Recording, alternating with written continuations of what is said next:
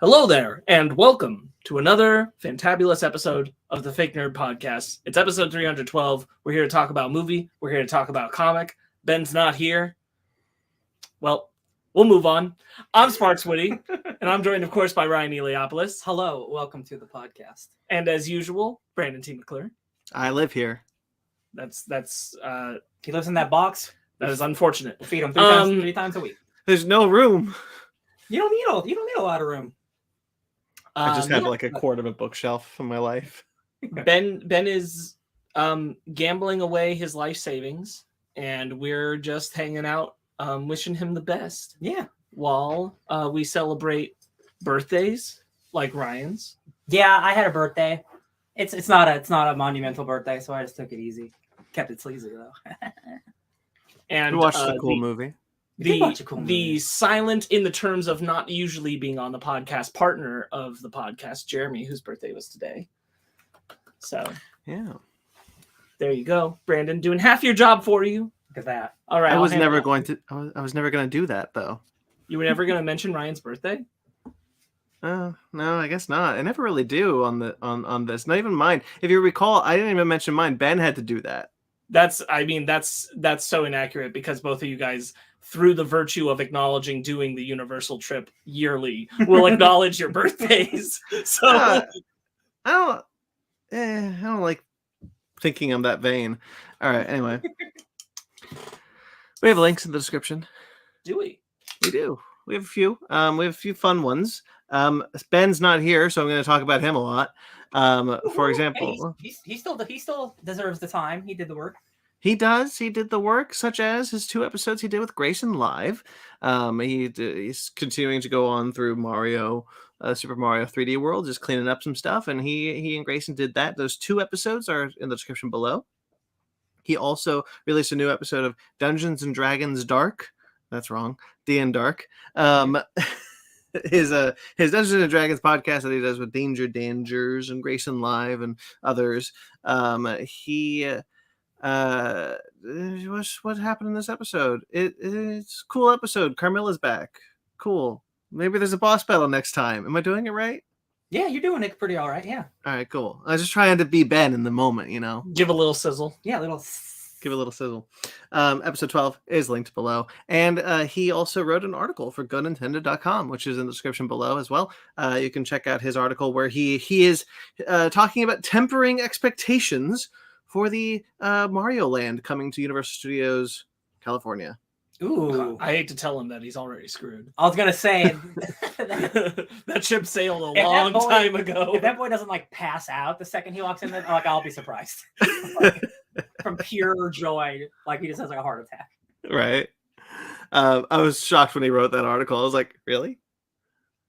So I know some people are not impressed with the ride that's there. Do you think Ben will admit that if he feels that, or he'll lie to himself for about a year before he'll admit that? If that is how he Only a year? I think it's that one. Yeah, okay. I think he'll say it's good for what it is. He'll find a way to be positive about it. Ben won't listen to this, so we can make all sorts of speculations. Go back to the tape when it opens. Mm-hmm. Yeah. We should have this clip ready when it opens and he has done the ride, and we can say if he says the line, we can just play the clip. It's good for what it is. All right. Everybody drink. So that's what Ben has been doing this week, and unfortunately, he is not here to talk about them because he is off in Viva Laughlin, which was a TV show starring Hugh Jackman. He is on your shirt, though. Was it really a show? It was meant to be. Sure, it was meant to be. Yes, Ben is in spirit on my t-shirt, which you can find at tpublic.com, linked below. Girl, you already got the door open. Just go. No, they can't fit through this. Because I get stuck in it. My cats are trying to leave my door, but there's a bookshelf next to it, and they try to open it, and then they get caught when it's cute. They don't get it. Don't worry. Outside of that, Sparks and Ryan, you've got 2 episodes of your discussion of The Last of Us, episodes 1 and 2. Clickers. Yeah, Clickers. episode 1 came out last week, but episode 2 out now. Yeah. Clickers be clicking, y'all. Hey, that show. Spoiler alert! It's spoiler alert. It's a good show. Very good show. Very good show. If you want to hear us talk about it in depth with our friend Pi of the show, and we talk about some video game stuff, but mostly keep on to the show because like it is its own entity, which is great. It's a great experience. One of the best on TV right now for sure. Very cool. As well as we gonna get you in on it, Brandon. I do want to see it. I just haven't had the chance yet. Get on the gravy train.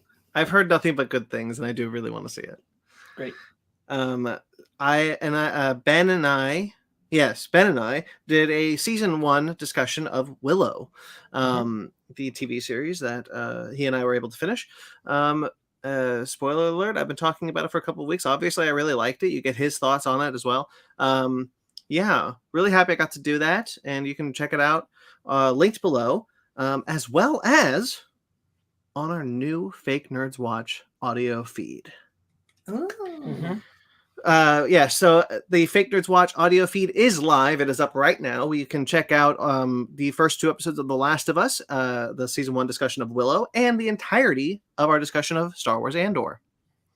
Yep. Those are available currently on the Fake Nerds Watch audio feed, new audio feed. You can go subscribe to it right now if you don't like, if you're one of those people who don't watch YouTube videos, don't watch this on YouTube, and you're like, oh my goodness, I wish I could know what they thought of Star Wars Andor, but I can't. Sadly, I can't. I mean, pretty much all of the review shows I listen to are all on my phone. Right. They're like through like Spotify or I usually do. Yeah, and so now you can. They are there. You can go and subscribe to that. For you audio listeners, that is in the description below. For you live watchers, it's not there yet. I forgot.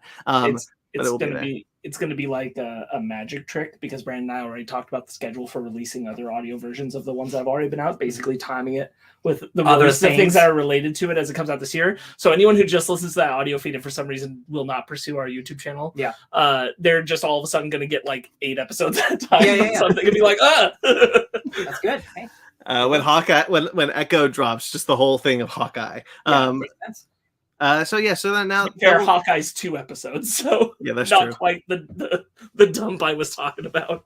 The dump, you say? More like the Mandalorian season 3, where all our episodes of season 1, all our episodes of season 2, and the Book of Boba Fett will all drop at once. And obviously the Star Trek. So a lot of the back catalog that you've seen, that you have heard us talk about on this channel, on these episodes, a lot of that back catalog will come to the audio feed in time. Not all of it is coming to the audio feed, but most of it will be available on that audio feed in time. So there you go. So you can go and subscribe to that right now. Love it. And finally, our Sparks and I, we did a review on his show Animation Station for Puss in Boots: The Last Wish. That's true. It's really all our show, but it's there. Yeah. But you birthed it. It's your child. It's your baby. I don't know. Choo choo, choo choo. There you go. Yeah. It was a stork, actually. I'm really glad that we have it, and it's an outlet where we can do things like talk about Puss in Boots: The Last Wish, because there's frankly just no room or time to do it otherwise. So cool. I'm glad we did it. Me too. We both really enjoyed that movie. Check out why, links below. That is also audio, by the way. Animation Station will probably be on a case-by-case basis audio. Not everything will be available audio, but most things probably will. So, and for they will be audio on the Fake Nerd Podcast feed, not on its own feed. So right, yeah, we're not creating an audio version of Animation Station. Yeah, so you'll just find them popping up on the Fake Nerd Podcast feed. Also, movie reviews will show up independently. Like what we do here, we'll kind of break it up and just give you the movie review halfway through the week or something, and you can just listen to that independently if you'd like. So. All ways to make things easier on our wonderful listeners who we love dearly, and our over 200 subscribers on YouTube, which I think is pretty cool that we crossed that milestone. Clap. Love it. Like it, love it. Thanks, Black Adam. Want some more? Thanks, Black Adam. We just need DC to put out more mediocre movies, and then we got an audience. Yeah, seriously. I hope so. Okay. Well, I mean, let's talk about a trailer later. I'm just joshing you. That's all the links below. You can check them out. Click on them. Love them. Who wants to go first of the week? I will. How I Met Your Father came back.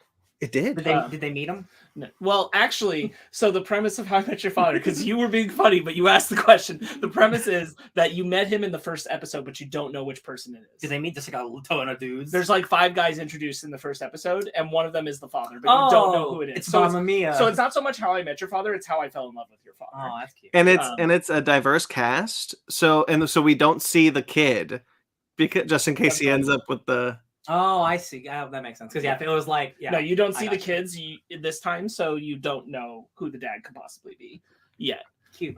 Cute. Yeah. Anyway, it came back. I'm only really highlighting it to say, like, I think that they're again like getting closer and closer to, I think, capturing what was really good about How I Met Your Mother, in their own show and in their own way. But there's a lot of elements to this premiere that were like, this is like when How I Met Your Mother was really like working its narrative and knowing what it was doing for being a sitcom, making itself unique. How I Met Your Father is finding the same ways to incorporate thematically what that was, but in its own way. Love it. Yeah, that's awesome. I watched the first episode as well, and I wasn't crazy about the tease. I'm kind of bummed they spoiled that in the first episode.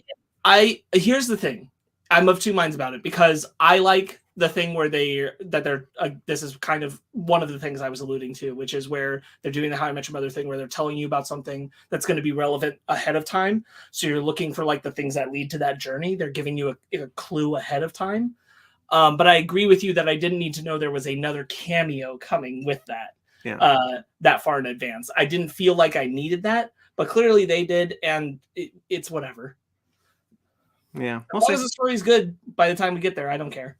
Yeah, I agree. I also started watching Willow this week in a absolutely sham of an attempt to try to be on the Fake Nerds Watch discussion of it. And it was just never going to happen.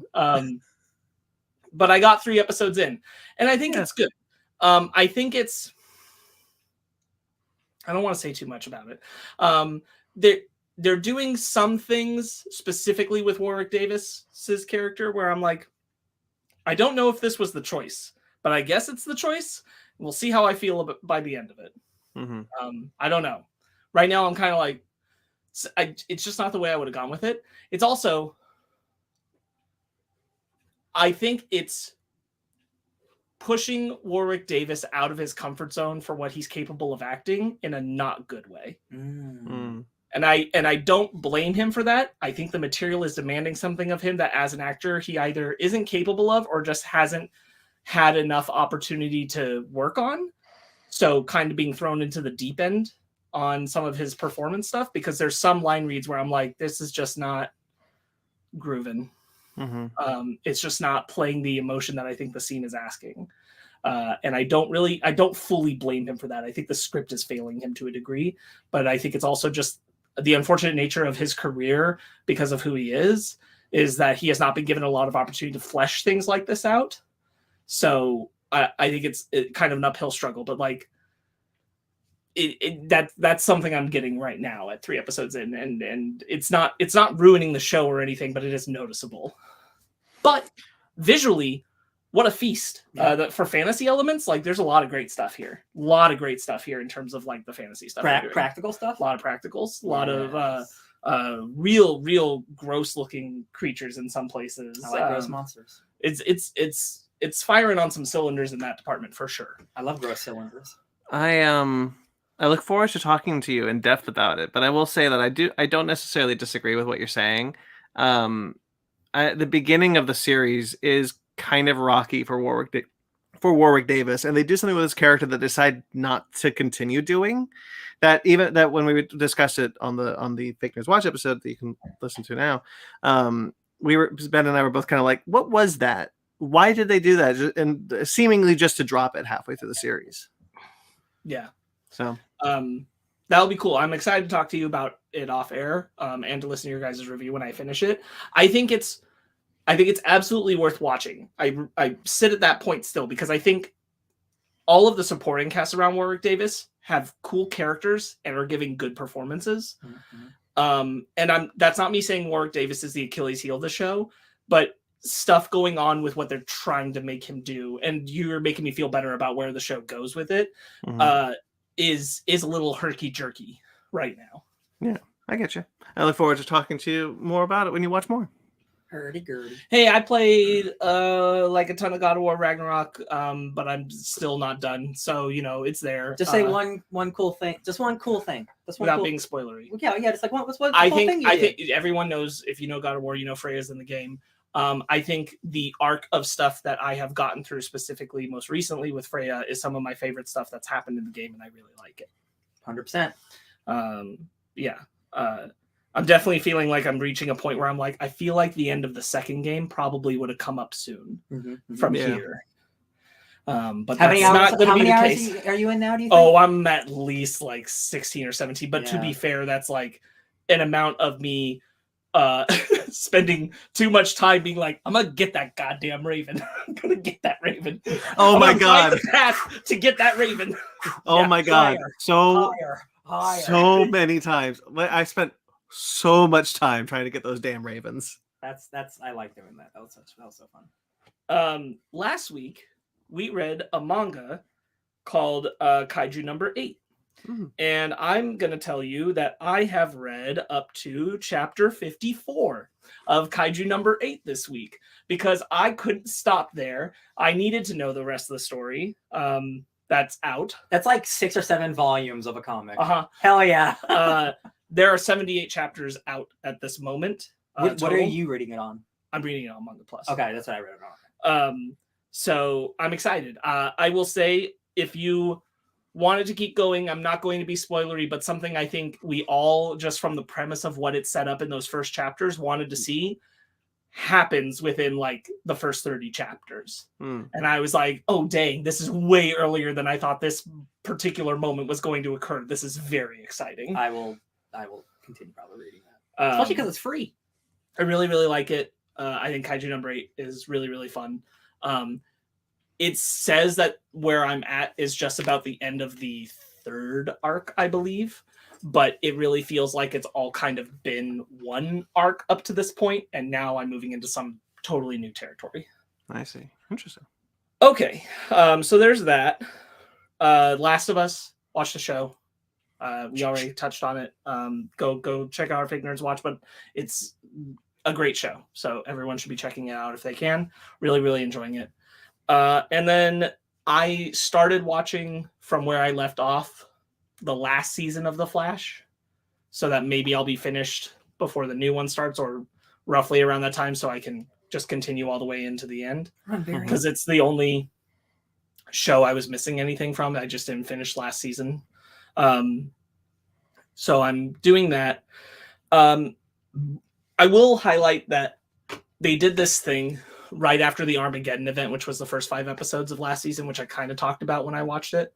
Because it was cool, because they brought like Black Lightning and all this kind of stuff in.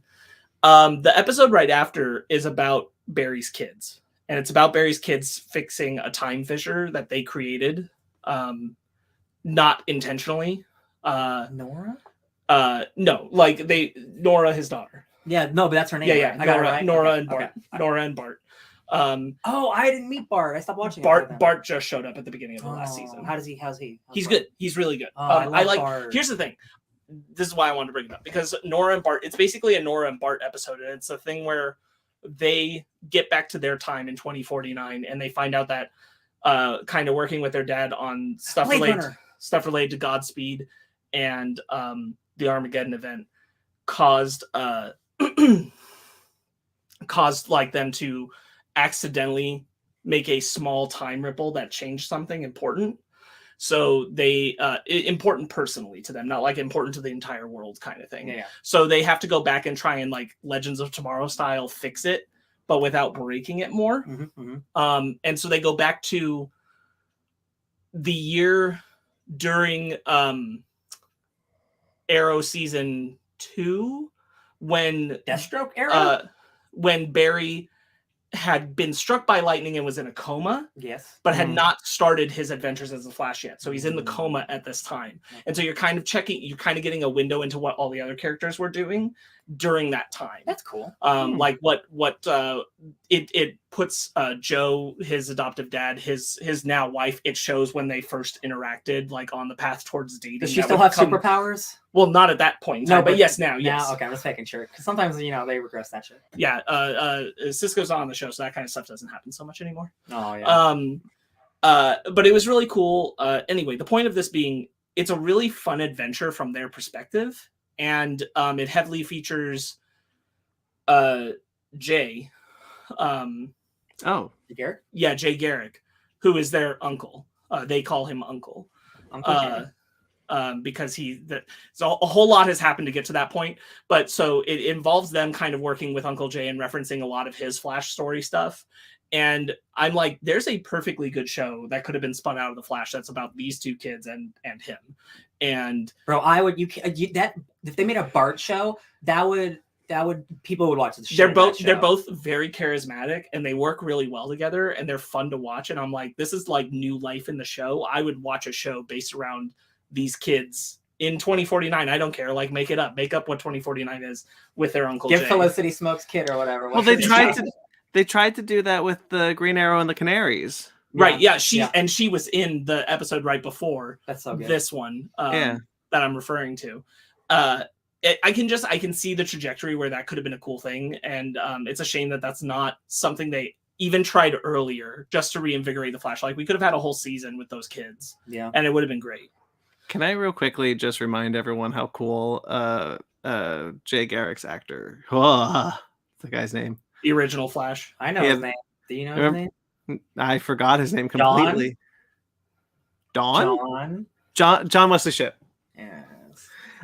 When he came back as the 90s Flash in Crisis on Infinite Earths and died.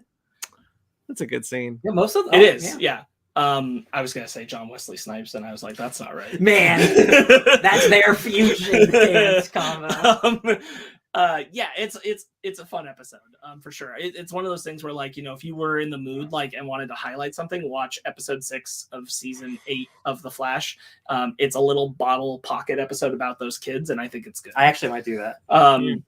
But it'll also give you a window into a show you will never see. Anyway. Real quick. That was fun. Oh, there was also a fun reference real quick, because when they were analyzing the time stuff, there was actually, I didn't realize that there was an early setup for Booster Gold in Legends, because they see a news thing about him and it's like Donald Faison's Booster Gold and everything. And they're like, who's Booster Gold? And that actually came about later in Legends, which I'd already watched, but that's really cool. It's a little sad that, like, how many years ago at this point? Like 7 years ago. Like almost every day of the week, I'd be watching a new superhero show on the CW, and I'm like, "It's pretty good." And the season's bad, but it's still pretty good. And now I'm just like, they're all behind me, and I'm like, man, it's just time's a lake.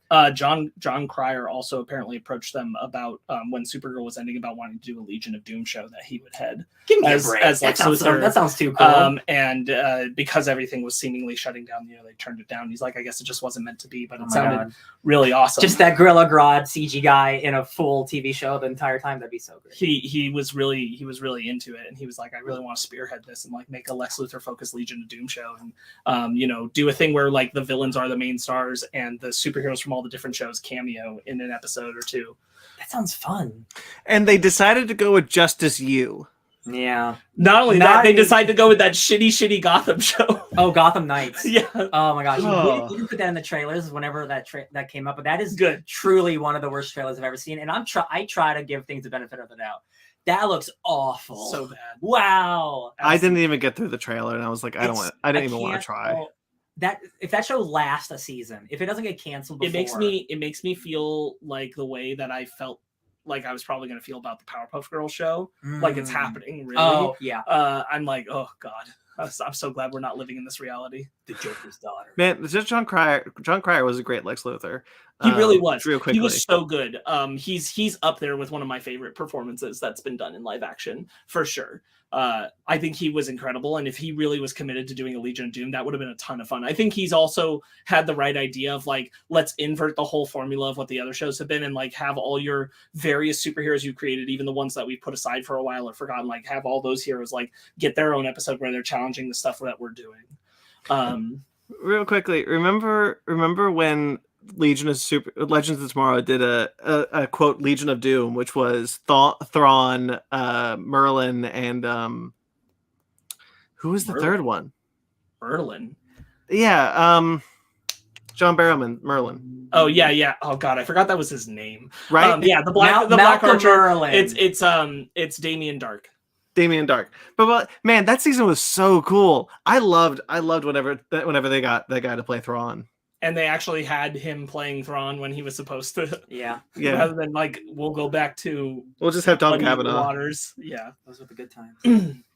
that's a good season. That's a good season.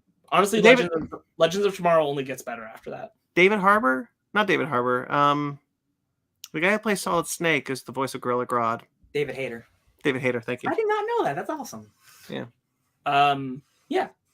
There's cool stuff in there. Like, it's a massive legacy of shows, and there's definitely cool stuff in there. Like, I will always recommend top of the list. Like, everything Legends of Tomorrow post season 2 is, I think, some of the best stuff that the CW made. Especially if you want to get some of that Matt Ryan Constantine episode. It's a crying shame to not watch his seasons because they're incredible. Yeah. Especially the fact that they paid off his original show, I thought was so cool. And then, of course, Black Lightning, I'll always recommend. Supergirl, I think, was pretty solid all the way up until getting a little, maybe just long in the tooth on the 5th season. Yeah. Okay. One last thing. It was Ryan's birthday yesterday, and he picked a movie for us to watch, and we watched Interstellar, which I'd never seen. We went to space. And I really enjoyed it. It was a great time. Yeah. Yeah, I forgot how cool some of the visuals are in that movie. I did too. That's my favorite visualization of a black hole. It's real cool. Yeah, and I'll just, is that your final thing?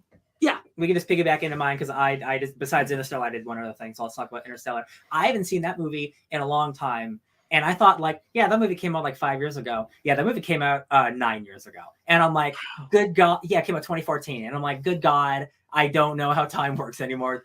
My bones hurt. So it's been a lot longer than 5 years, I think. And I've always just loved this movie. And the first 30 minutes, it's good, but I'm like, man, maybe this movie isn't as good as I remember. And then we get to the space stuff, and the space stuff is truly one. It's because it's an expensive Nolan movie, but it is some of the most impressive and visually stunning spaceship you've ever seen, whether it's black holes, wormholes, just they're flying over Saturn, them cruising through a wormhole, and time bends around them. It's just it's awe-inspiring. It's my favorite visualization of a wormhole. Yeah, it's so cool. The way you just see space but flat, and then you just the crater that they're flying over is so awesome. And the first time they go through the wormhole, and that the way that they're on a wave, and then it just stops, and then they're just in space. Mm-hmm. It's incredible. And this is one movie I wish they would re-release in theaters or IMAX for one day, because I would kill to see this on an IMAX screen. Mostly because the version we watched, every 5 minutes it would keep going back and forth between the aspect ratios. I really like the sequence. I really like how it's able to do scientifically accurate cool shit. Mm-hmm. Scientifically accurate. They do stretch it a little bit, yeah. Because it is set in the future. They could do a little bit more stuff with sci-fi, and it's really cool that they can. But there's a sequence where the space station that they've been flying is spinning uncontrollably, and they're just okay, now we're gonna dock with it. How are we gonna dock with it? We're gonna spin too. And I'm like, yeah, this is awesome. Yeah, it's a written on paper. It's a ship spins to dock with a station. Doesn't sound very cool, but give it to a good director, give it to the god Hans Zimmer. His score in this movie is so good. Mm-hmm. And just from here on, he just gets, because he definitely hit a repetitive mode in late 2000s, or the Pirates, Batman stuff, but not that those are bad scores, of course, but they start to sound similar. In Inception, it's a little similar, but from here on, and especially with Dune, man, Hans Zimmer. So when he's in his bag, he's in 17 bags at once. Yeah. And yeah, this is spoilers for almost 10-year-old movie, but the secret star of this movie, I think, is Jessica Chastain. She's the secret punch that she's shows up 2 hours into this movie. I'm oh man. You want to know my theory about Hans Zimmer? What's your theory about this? I don't know if this is true. I have no reason to think this is true. It kind of sounds fun. I think there's two Hans Zimmers. There's his intern and there's him. When he's doing the score, phenomenal. We get Interstellar, we get Dune, we get the Pirates trilogy. sometimes it's his intern, where it's Yeah. like not great. It's Yeah. kind of like basic numbers Hans Zimmer. But I would say the last for the last couple of years, like they've all been bangers. Because like I think he did Blade Runner 2, and that movie. But here's the thing: you haven't seen all of his scores because he did Boss Baby. Hey man, we all got to do a paycheck once in a while. That's what I'm saying. Intern. Yeah. Is it a bad score? Yes. Yeah. Is it a bad score? Yes. Oh, well, there you go. Man, I can't. It is an unmemorable Hans Zimmer score, which he does because he does 3 or 4. He scores 3 or 4 movies a year, and so I'm thinking he's got someone who's doing some of these.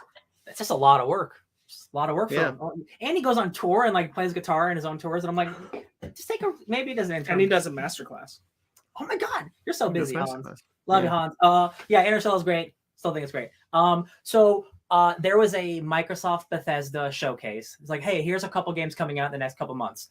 And We should have put that trailer in here, to be honest. it's fine. I get it technically. So it was announced on Wednesday and it came out on Wednesday.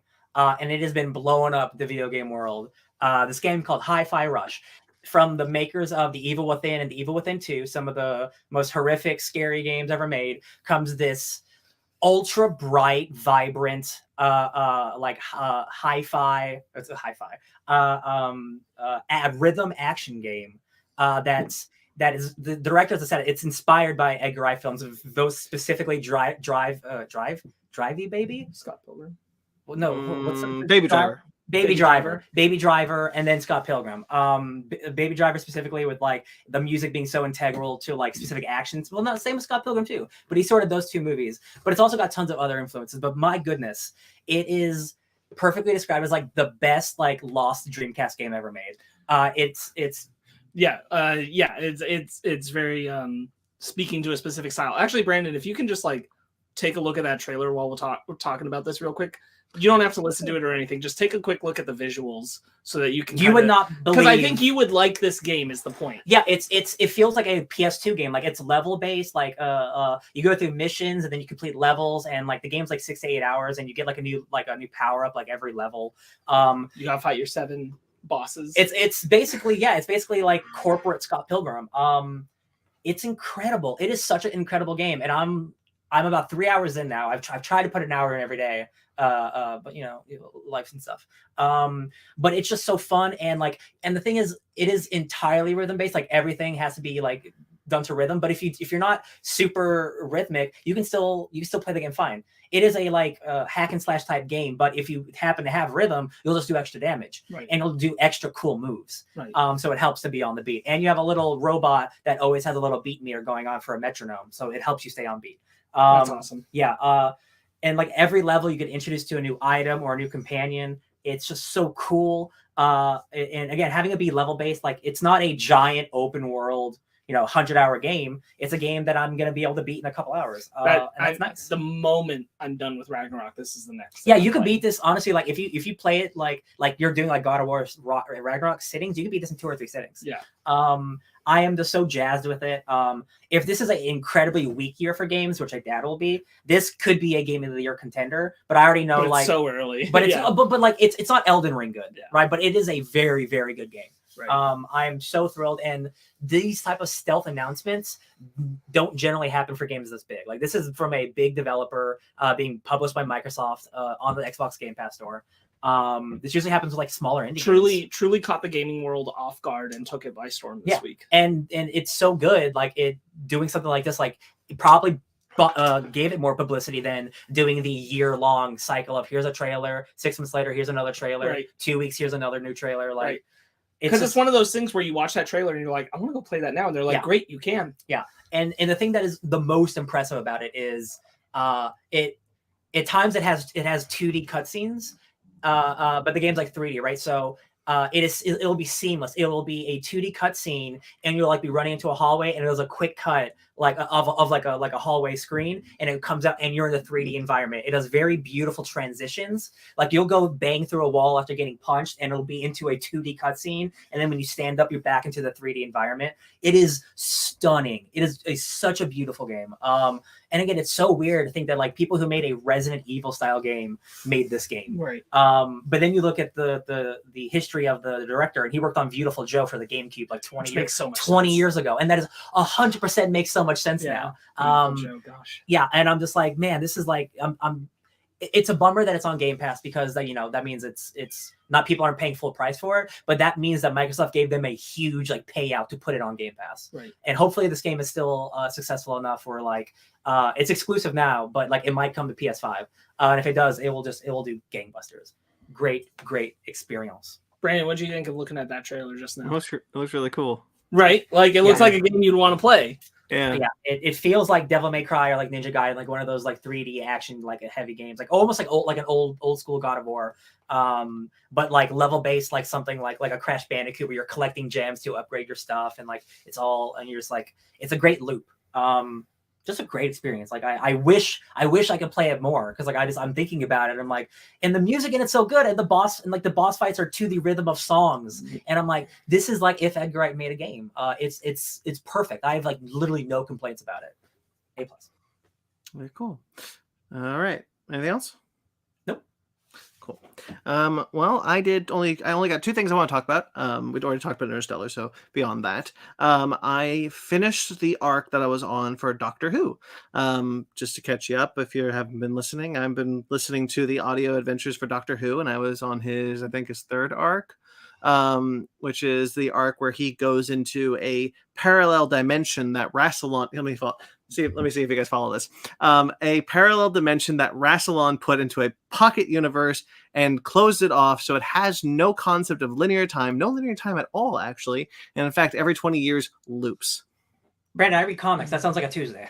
It's very cool, is what my point is, because like I was not trying to say that anything about anyone's intelligence. I was just trying to highlight how cool it was, because I think what these audio adventures do very well are those high concepts, something that these shows that the TV show could never do, sometimes would try, and maybe budgetary restraints, because there's no budgetary restraints on these audio adventures. They can do anything they want. All they have to be is like, the TARDIS is falling, just make a falling sound effect. Speaking of budget stuff, did you hear the confirmation that Disney is putting budget into Doctor Who from now on?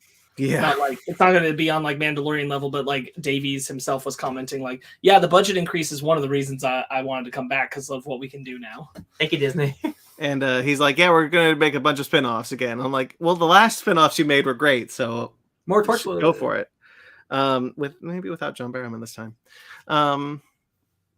Anyway, so these Doctor Who episodes were very cool. They were very easy to listen to at the gym, because I go to the gym now. And these episodes are so high concept, so just kind of like, even if you're not really paying attention, you can't really follow a lot of the gobbledygook that's going on, but it doesn't hurt the story at all, because you can pick up the context clues and whatnot. And ultimately the background big concepts that they're doing aren't the point of the thing. It's all about the Doctor's journey with Charlie and Karis, who's his new companion.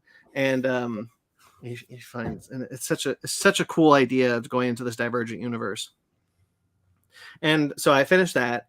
And at the end of that, spoilers, because he has to come back, because the Time War is going to happen soon. He has to come back to his universe. So they come back to his universe, and lo and behold, they open a door and there's a bunch of Daleks behind the door, and they're like, oh boy, exterminate. And that's where the next arc picks up. And I just started listening to the next arc, and Davros is like dying, I guess, and the Daleks need the Doctor again. I really like Paul McGann as the Doctor. I can sing his praises all the time. I think he's a fantastic Doctor. He's so witty and fun, but also really dark. A lot darker than his previous counterparts, because especially like the Seventh Doctor, the Seventh Doctor regenerated into the Eighth Doctor, obviously. But like the idea that like the Seventh Doctor is kind of whimsical and very much like kind of like a goofy Doctor, and he's fun. He's a lot of fun. But it's really interesting to see him regenerate into someone who's so morose a lot of the time. because the Eighth Doctor has a personality change from the TV movie he did to the audio plays, because they had the idea that, like, what if the goofiness that the Eighth Doctor is kind of projecting is a front? What if actually he's a very morose Doctor? And that excited Paul McGann, and so, like, he's very passionate about doing that version of the Doctor, and it's really cool to see. And now they have the Time War as an endpoint where I'm at, so we're going to start seeing the Doctor kind of move into where we know he's meant to end up. Mm-hmm. Very cool stuff. I really like it a lot. I'm happy to be listening to these adventures. Also, Charlie, such a delightful companion. She's wonderful. She's so snarky and fun, and takes no shit. She was apparently so popular that they spun her off into her own adventures. Everybody gets a spin-off. Yeah, after she leaves the Eighth Doctor, she gets picked up by the Sixth Doctor, and then she goes off on her own. Which, by the way, that sounds really cool. The idea that a future companion gets picked up by a past Doctor. Yeah. It's a cool idea. Anyway. Yeah. And then finally, I just want to talk about, I've started watching Ted Lasso. I'm about a season and a half into Ted Lasso. Ooh. You just started and you're a season and a half in? It's only 30 minutes long. I didn't start it today. I just, it's very, man, believe the hype. Yeah. Believe the hype. It's an incredible show. It's very heartwarming. It's very funny. It's very funny.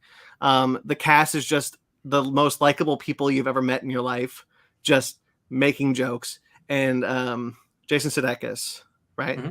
Yep. Mm-hmm. He's phenomenal in it. He's incredible. It's almost transformative how good he is in this role. Hercules. What? How's Hercules? That's right. Yes. So one of the soccer players on the team, because it's a show about soccer. Sorry, football. It's for those of you who don't know, it's about a Midwestern football coach, going to coach soccer in London. And that's the plot. But one of the guys is Roy Kent. He's kind of this aging soccer guy, soccer player. He was just cast in Thor: Love and Thunder as Hercules. He's so good. He's so funny. I adore him. I adore everyone in the cast except for one guy who I would just want to punch. But that's his character. He's supposed to be someone you want to punch. But yes, phenomenal show. Believe the hype. Really like it. Season 3, I guess, is coming this year. So yeah. That's it. Love it. Shall we get into our bread and butter?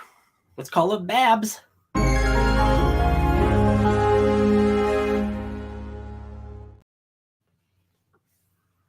Cool. So some sad news up top. This was just reported today.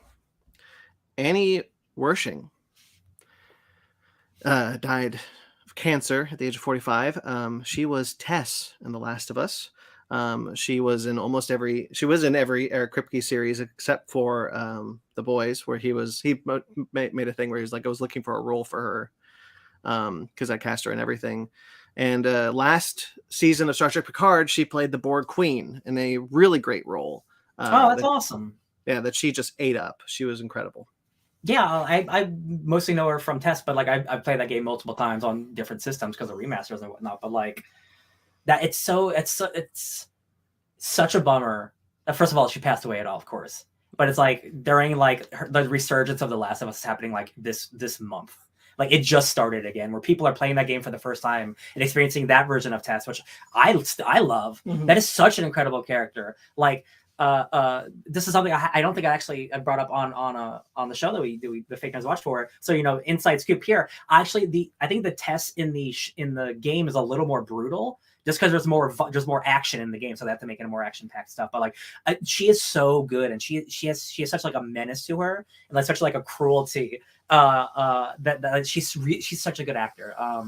It's a real big bummer because again, like the episode with Tess was literally last week. That was her big episode was like that last week. And it's tragic. It's so young. 45 is awful. I mean, that's just terrible. I obviously saw her in a bunch of things. You look at our IMDb page; she's everywhere.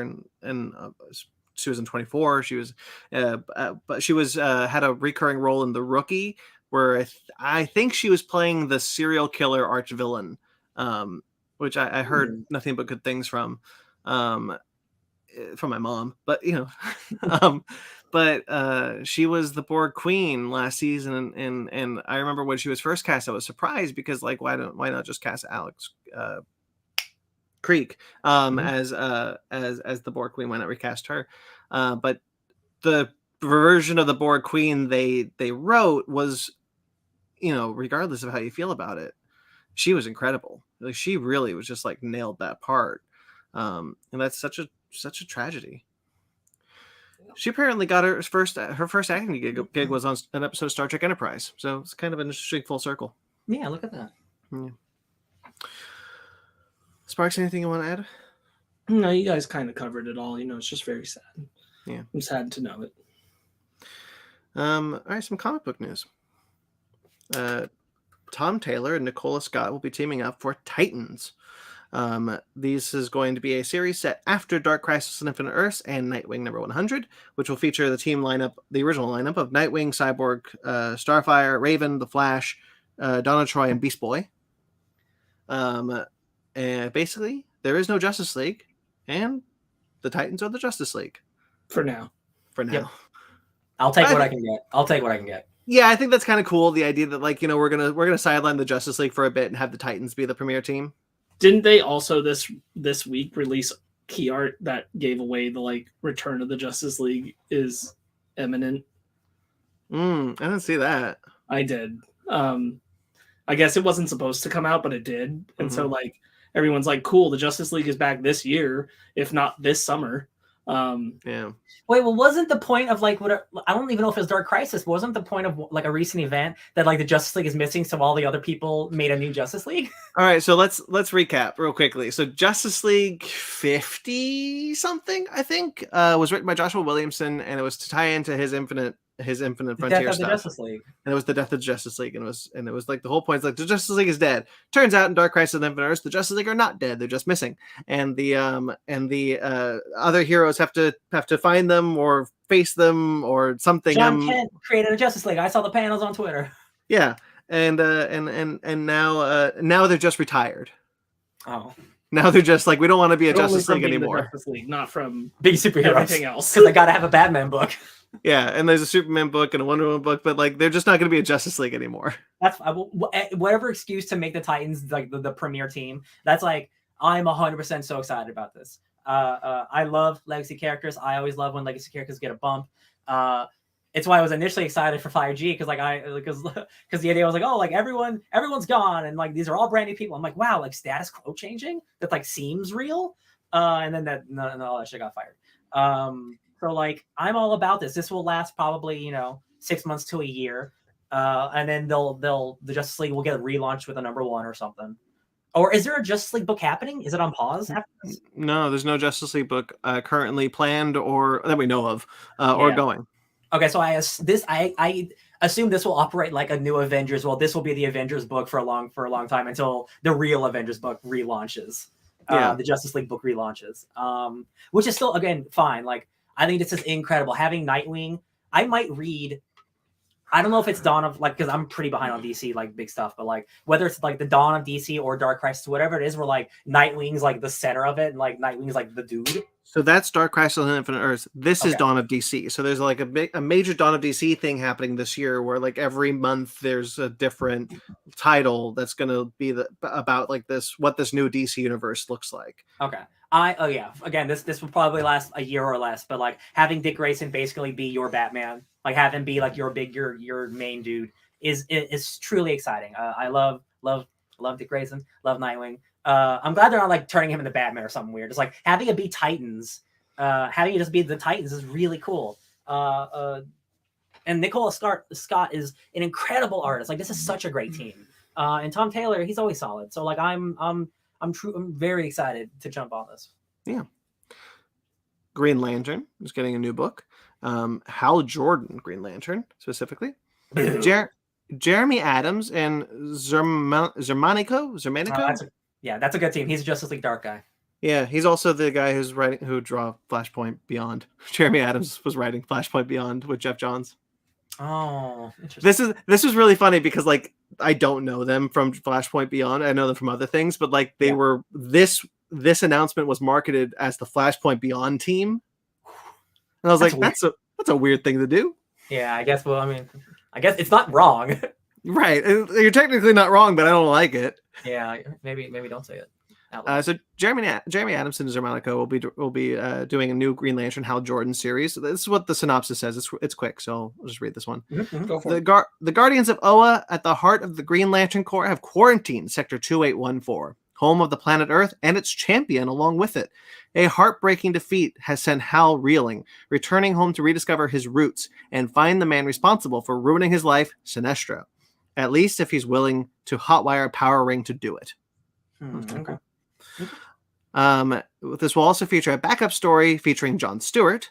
That will be a series of which will be a prelude to a Jon Stewart ongoing series coming from Philip Kennedy Johnson with art by Osvaldo Montos. They'll do a Jon Stewart Green Lantern book down the line. That's cool. Okay, cool. Yeah, and Philip Kennedy Johnson, he's like a military guy, so like him actually writing Jon Stewart like that actually like to help actually give some like what's the word a legitimacy to like writing military stuff like that. Dude knows what he's talking about, so like that could be cool. Yeah. Hopefully he doesn't forget that Jon Stewart is also an architect, and I really want that part of Jon Stewart's personality to be more prevalent. That's actually, you know what? That's a very good point. Maybe don't get, you know. Maybe do we need him to write all the books? I mean, to me, like I understand, I know that like that's like a big thing in Jon Stewart's life, is that he was in the military. But like to me, forgetting that Jon Stewart was an architect is like forgetting that Kyle Rayner was an artist. Oh god, that's like his thing. Yeah, you can't forget that. Yeah. Anyway, and then Cyborg is getting a new ongoing series, from Morgan Hampton. Written by Tom Rainey. Morgan Hampton is from the Milestone Initiative Talent Development Program, so she's a new writer. They're a new writer. Yeah.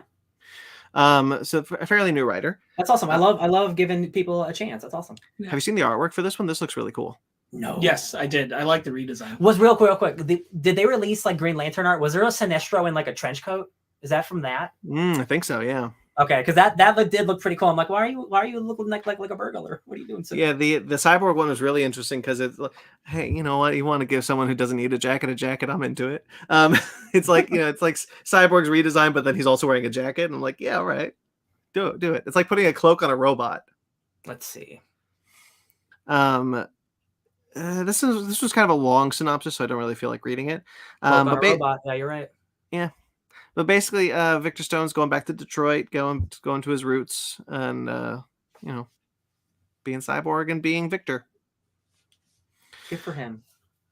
These are real quick. I just wanted to check it on the timeline. What exactly the Justice League thing was? It's that they let out a key art for a timeline of the year, and it had like the right side, which is like the latter half of the year, kind of blacked out, but people took the image and put it in brightness and contrast, and you can see clearly the Return of the Justice League title of course. is in the black.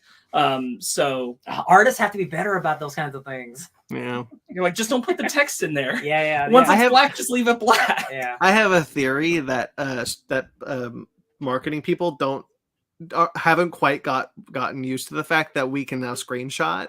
Yeah. Because like you hear it a lot. It's like, you know, trailers weren't meant to be screenshotted. Okay, but they will be now. So what's your excuse now?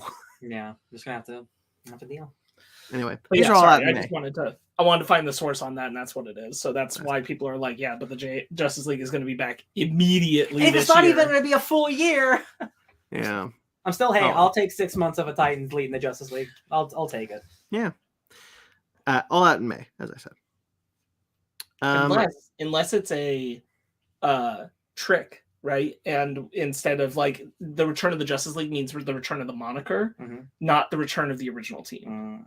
Well, I mean, I assume it'll be a new team, but it'll be no. I mean, the Titans label themselves. Do you think they would? Do you think DC would be that bold? I mean, I'm just saying. I just want to live. I'm just. Homie, that's my dream to infinity. I'm just speculating on a possibility that they'll have a That title would that be- goes out there that's like Oh my Return of the God. Justice League, but it's really Return of the title Justice League. That would be but so it's incredible. It's the team. I actually love that idea. Here's a quick thing about the synopsis for the Titans one. Just one sentence. Each member joined as a much younger hero, certain that one day they'd be invited to join the Justice League. Now they're not just joining the league; they're replacing it. That's a good. Hey, you might be onto something. Listen, that also cannot last forever too, right? The original Justice League could come back after a year of that, but like that's actually a really cool idea. That is like Superman realizes like, hey, I don't need to be part of Justice League to save the world. I can just be Superman and go to my new #1 or whatever. Yeah, or you could have like maybe a couple of the original members now with the Titans and reform and call it the Justice League, but the Titans. Oh my don't God, leave. Batman and Nightwing on a team together. Well, probably not Batman. I was gonna say like you probably leave out the big three, if you want it to feel fresh. I once again asked, do you think DC would be so bold? No, but I'm saying like, what if? Here's what you No, do. Here's what you do. You relaunch Trinity. Yeah, You relaunch actually- Trinity, and you don't put them on the Justice League. That's actually a great idea. Yeah, You make it fun, like one-off adventure. you only call in those heavy hitters if you really, really need them. Yeah. Dad, I need help. Well, John Kent's not on the Justice League. Not on the Titans. Sorry. Right, I- and so like, yeah. what if he's part of Return of the Justice League? But it's, again, it's keeping the Titans, and then John Kent's on that team. They need a Superman, Maybe right? you get a Green Lantern. Because if they're gonna do Justice League odds, they still need like a Superman level character. Or what if the Justice League is finally paying off Joshua Williams' Future State two-parter for Justice League, which was excellent. Right, It has so an it's excellent Return of that team. Justice League. Yeah.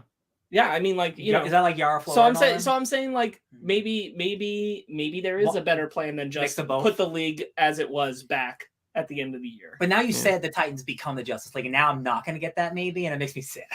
Because that's an awesome Well, idea. maybe in doing that, not all of the Titans make the shift. Maybe some of them decide that they can't really hack it in that kind of environment. I just want Nightwing. Give him an upgrade. Give him a big boy upgrade. How many times has the Justice League book led with the line, "Someday, Nightwing, you're gonna lead the Justice League"? One day. It's been years. Real quickly, apparently Target has a line of Funko Pops that are designed to be the Grant Morrison Justice League team, and I just think that's really cool. That Funko is huge nerds. Oh yeah. Tower of Babel. Because that team rules. I mean, I love Grant Morrison's Justice League. Rock of Ages. All right. Did you guys ever watch Barbarian? The movie. Yeah. Yeah, he did. It was on my top 10, my guy. Just I wanted did to be not. sure. Just Oh, wanted yeah. to double check. Oh, this is great news. So, Weapons is a new movie coming from Zach Krager, directed Barbarian. It's going to be a new horror film for New Line, which is described as a multi and interrelated story horror epic that tonally is in the vein of Magnolia. That's a very bold thing to say because Magnolia is a very type of movie. So like, I believe he can do it. Barbarian is great. It is a incredible. It's not his debut movie. That would be, I think, Miss March, which is a movie that exists. But It Barbarian certainly hasn't aged well. Well, he might have co-directed that, but like the Barbarian was like his first like single directing thing, Right. But still, like, I guess you can go super big with like multi stories and stuff. But like Barbarian that has multiple stories. What am I talking about? I'm excited this is happening. It's too early to speculate really anything. I'm happy it's happening. Willem Dafoe is in talks to star alongside Lily Rose Depp, Bill Skarsgård, and Nicholas Hoult in Nosferatu. The director of Northman. Yeah, Robert Eggers. Eggers, thank you. I thought that was happening already. This would be the second film titled Nosferatu that Willem Dafoe is in. Isn't he in that last one? You told us about the Nosferatu movie starring Willem Dafoe where someone plays a real Interview with Count a Orlok. Vampire. Yeah, it's called Interview with a Vampire, not Nosferatu. Yeah. No. Let me look this one up. There's another Nosferatu film. Hold on. Let me double check this. Okay. Not Interview with a Vampire. That's Tom No, not Cruise, Interview with isn't the Vampire. Shadows of the Vampire. No, yeah, it? it's Shadows of the Vampire. Yeah. Shadows of the Vampire. That's the one. Yeah. So you said Interview with the Vampire. That I threw tripped me. myself up. Yeah. All right. Thunderbolts. Io Edebiri, who was in The Bear, has been cast in a secret role. She's so good. She might have been nominated for an Emmy. Those are out. I don't know if she has. I know my man Jeremy did for The Bear, the lead actor. There's rumors that Ghost is no longer in this movie, which is really concerning to me, considering she's the only person with actual cool powers in that movie. And she's from Ant-Man. I'd be really sad if they drop Ghost. Yeah, and I don't know, like, whether it's a script reason, an actor reason, like, whatever it is, I really hope it's not true. And this isn't, like, a quick replacement. Like, oh, we need to get someone in. Let's get someone else. I'm very glad this person is in the Thunderbolts, but I hope it's not, like, a patch job replacement where it's just like, let's just get a random other character. I hope it's like, oh, we needed an integral actor, and we finally got him. Because she is excellent. I hope that Ghost news is not true. Because if it's a team full of super soldiers, that's boring as shit. I agree. And then a sequel to Violent Night is in the works. So that's cool. We're getting the Krampus. Fight the Predator. The Krampus Predator. I know it won't be the Predator, but it'd be cool if it's Krampus. Who looks like the Predator. TV news, Percy Jackson and the Olympians cast Lance Reddick as Zeus.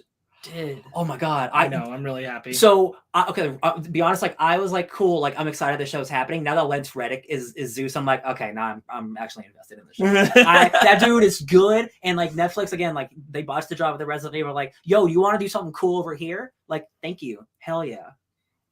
Toby Stevens, who was in Lost in Space, has been cast as Poseidon. So. Oh, that dude's awesome. He's also, I believe, was the lead in the Black Sails, the pirate show, which is also excellent. That dude's awesome. It's Poseidon. He's a good guy, bad guy. I don't remember. He's Percy's dad. He's a good guy. Okay. He plays both sides very well. So. The gods are complicated. Yes. What Riordan does really well is it's honestly one of the reasons Riordan's so impressive is because he takes Greek mythology and says all of that's true. It's all and layered. And like Greek mythology is not necessarily meant for children, especially if you're being honest about who Zeus is and who all of them are. Well, let's talk about a goose real quick. And so it's that, and like there's a whole like integral part of that the movies wouldn't have time to get into. So I expect the shows will. About Percy and the other kids at Camp Half-Blood is that a bunch of them are there and have one parent that's the same and one parent that isn't. Oh yeah. And how the gods handle those relationships, and so like. Poseidon is a person who started reeling back on like having offspring pretty early on. So he doesn't have a lot of kids and he hasn't been with another person for a long time. So it makes Percy's like family situation a little more like you really love my mom. You really love my mom, like actually. Gotcha. Whereas Zeus has too many kids and all kinds of stuff. So like you're both like able to get this like child-friendly perspective, but it's also like, yeah, but also some of these guys really suck. I'm super excited to see Lance and to see Lance Reddick be that slimy. Guy. Oh, that's exciting. Yeah. God. Yeah. Sean Bean was the last Zeus. Percy Jackson. Yeah, and I mean like it worked for the movie, but you know, I remember there was him really just like being Sean Bean. He's just being like I don't even remember the movie. He's being like a prototype child-friendly version of Zeus, and I don't think that's what you're going to get here. I think you're going to get something more book accurate, where Zeus is kind of like flippant. Love it.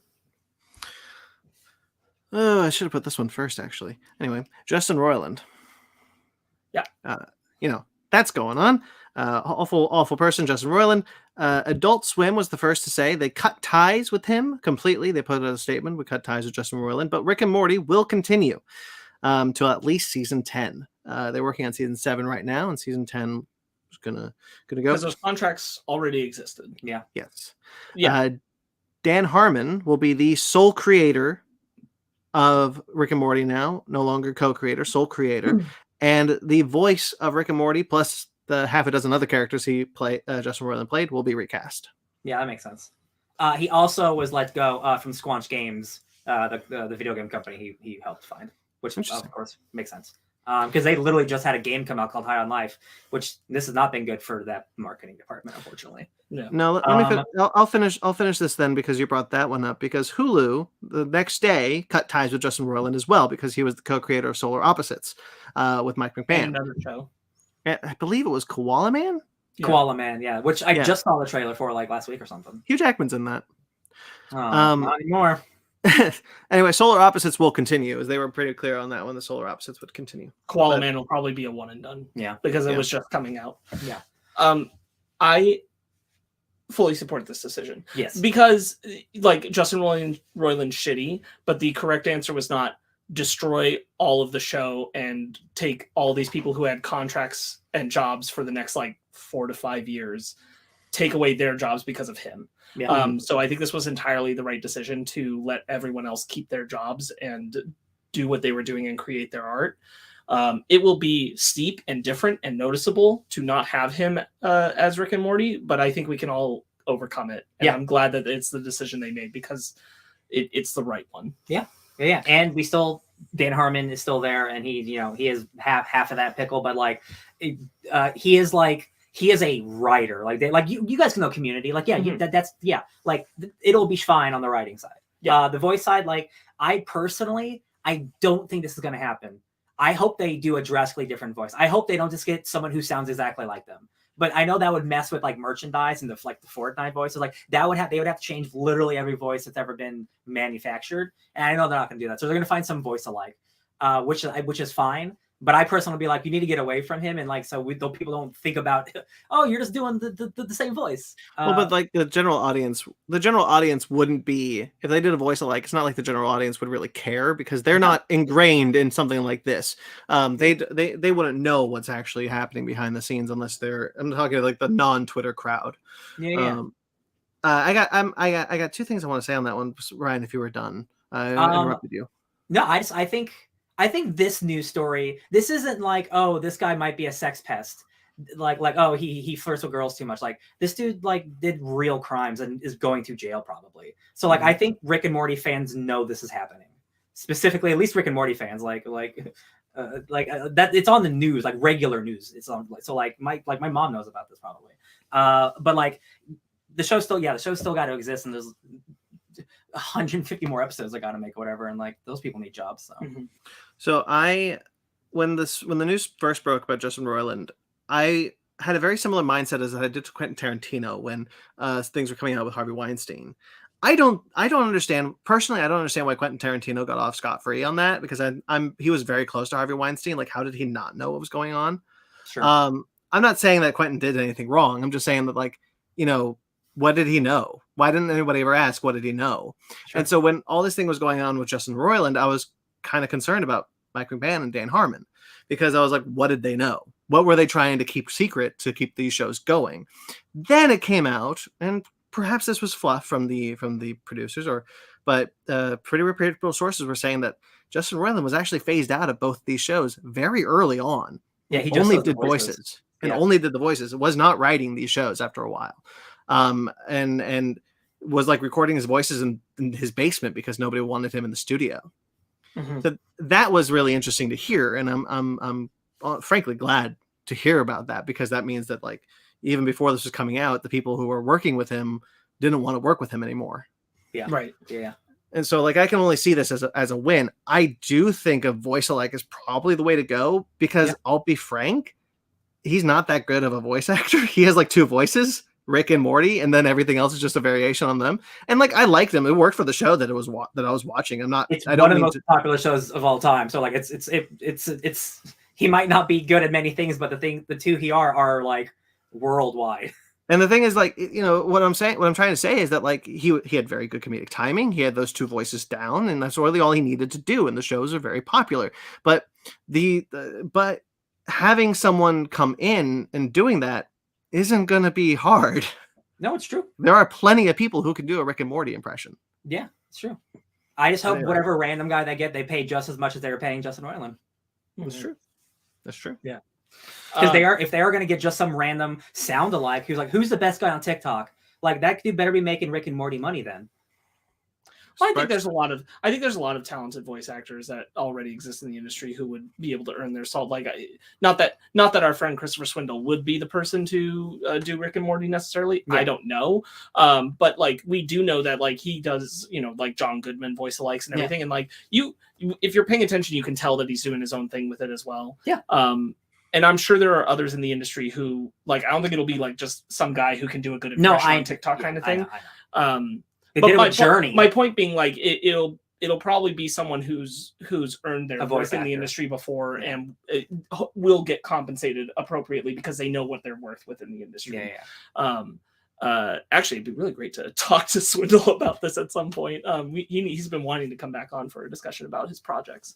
I agree. But I think this was just so much the right way to handle it, and it's also so refreshing to see consequences, and not consequences that like had to be forced on anyone. These were choices.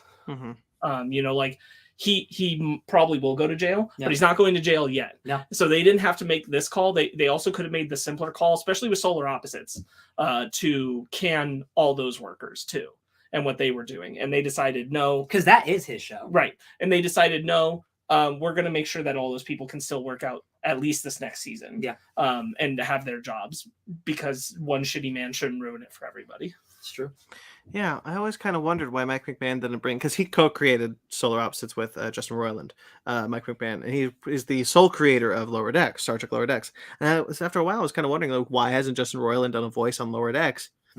This could be why. He doesn't want to change it. Mike McMahon wasn't happy working with Roiland after a while, and just didn't want it.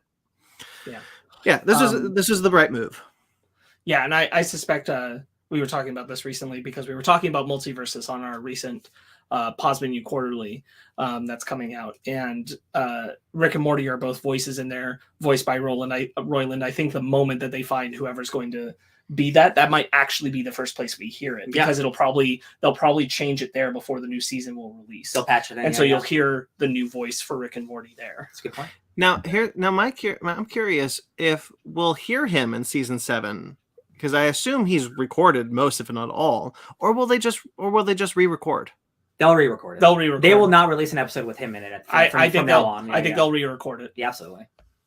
That would be the right move. I just wasn't sure.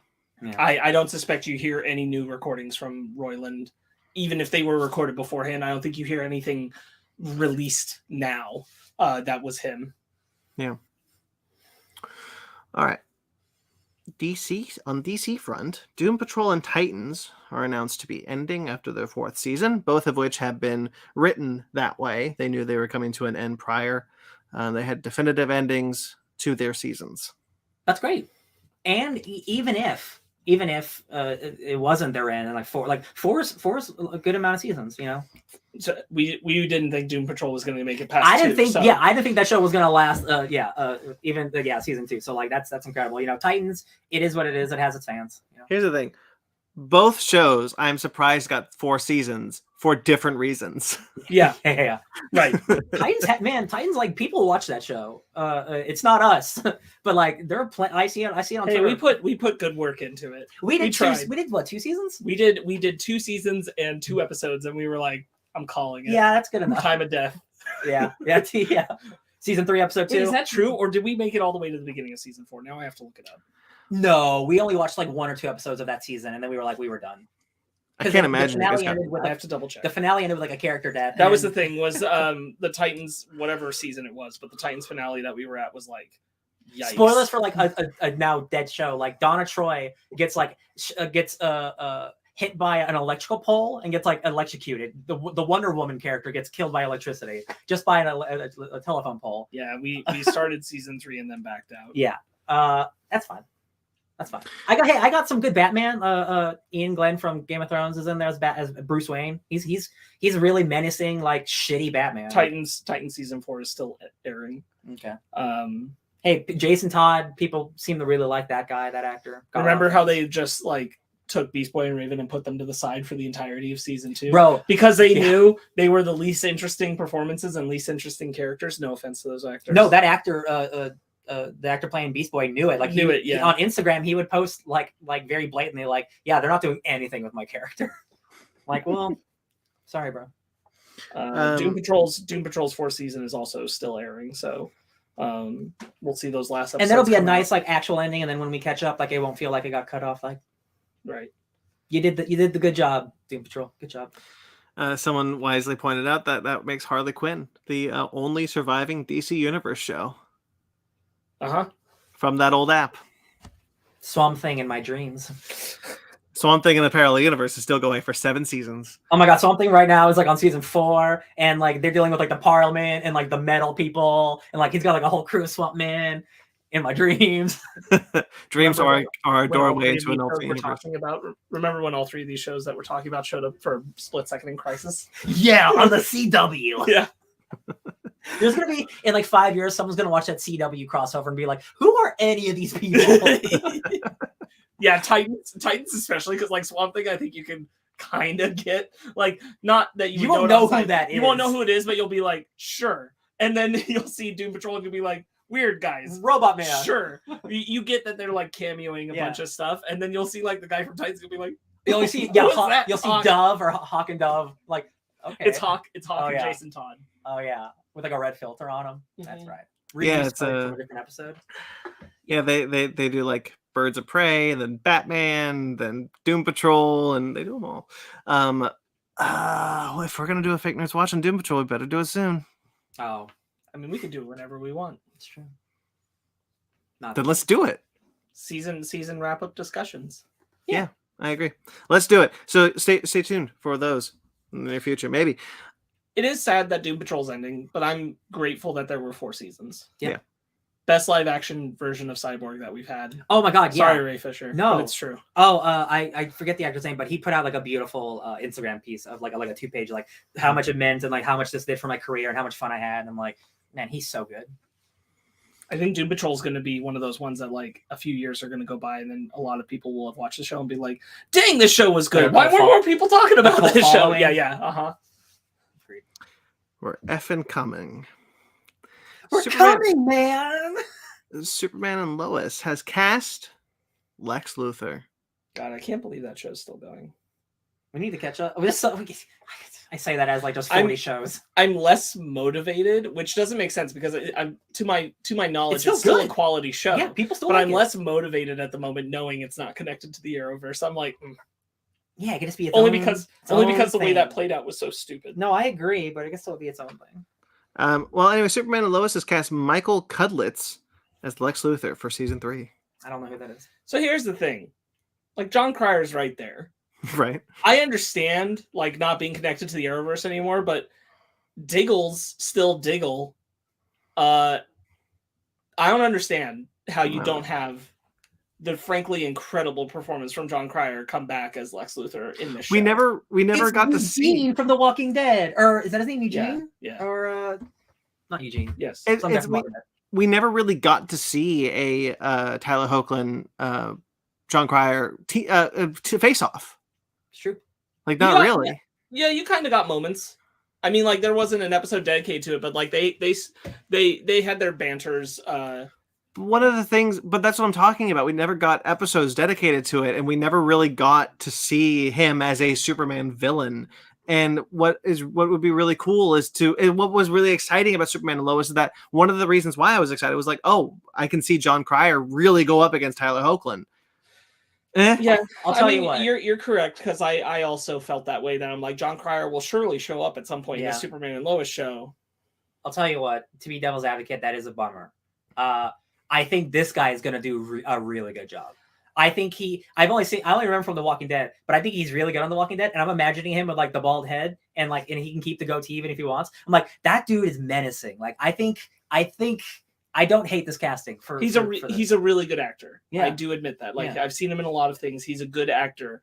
Don't know if he's the right choice for Lex Luthor. I do think it's a little weird to make that choice with John Cryer right there. I didn't. Hey, at first I didn't think John yeah. Cryer would be good. I No, mean, none of us did. But then he was incredible, which is all the more reason why it's like, no, I agree. all right, At least we're getting the Lex Luthor in our Superman show. that's true. That's probably ending after this 3rd season. No, don't say it.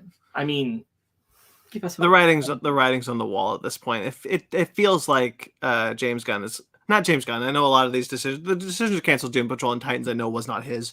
But it does feel like there is a clean slate mentality coming to DC Studios of like we were starting over. I think it's gonna be. I think they're gonna switch to prestige, like prestige shows, like I don't think like Peacemaker, the Penguin show, like those kind of shows. I think Superman and Lois will end after this season. I think the Gotham Knights show will not get picked up for a 2nd season. Yeah. And then I think that you won't see any more DC superheroes on the CW. I mean, they're trying. Didn't they get sold? Did that already happen, or not yet? They got sold. Okay, so like, Yeah, this is like the deathbed of the CW verse for sure. Yeah. Grayson Live in the chat. Hello, sir. John Cryer was surprisingly good as Lex. Agreed. I originally had my doubts that Ducky would hold his own, but I liked it. Interestingly enough, I only ever recognized John Cryer, because of his role in 2.5 Men. That's, I mean, that's fair. It's like his probably most famous role. It's the thing that earned him a lot of money. He did it for 12 years. Yeah. Tiger Blood. The Last of Us has been renewed for season 2. Shocking. Shocking no one. The highest viewed thing on HBO is getting a second season. Shocking. Phoebe Waller-Bridge was in the news. She has renewed her overall deal with Amazon, which is really cool. Good for her. Her next series is going to be a show called Sign Here, which follows a man who works a mundane job in the deals department on the 5th floor of hell. Did she have a show that just came out? Isn't she Fleabag? Is that Amazon? Yeah, that was a while ago. I was saying, does she have a recent show? Well, I don't know. Yeah. Maybe it took a while. Because the last I heard about a show she was working on was the Mr. and Mrs. Smith one that she left with Donald Glover. Oh, yeah. I remember that. Which at this point also, it sounds like Donald Glover's moving on to other projects. I don't know if that show. Yeah, the Hypno Hustler. Yeah. I only bring that up because, like, I think Phoebe Waller-Bridge is a fantastic writer. Her episodes of Killing Eve are my favorite episodes of Killing Eve. Let alone Fleabag is an incredible show. She's also a great actor. Can't wait to see her in Dial of Destiny. She maybe made that James Bond movie better than it was because she helped rewrite. That's that right. movie. That's right. True. Yeah. Okay. So she did. So Fleabag was the last show she created, because then she worked on No Time to Die. Okay. That's the James Bond. Okay. So we haven't seen a new show from her. No. Okay. Got it. That's all I wanted to know. Until Sign Here. Yeah. Well, I hope it's. I have no reason to doubt it'll be good because she's very talented. She's wonderful. I miss her as a writer because I think she's a great performer, but I think she's an even better writer. I think she was a script doctor on Dial of Destiny. She's not credited as a writer on that show, on that movie, but Harrison Ford said that something that led me believe that she was at least a script doctor on the movie. It wouldn't shock me at all. Yeah.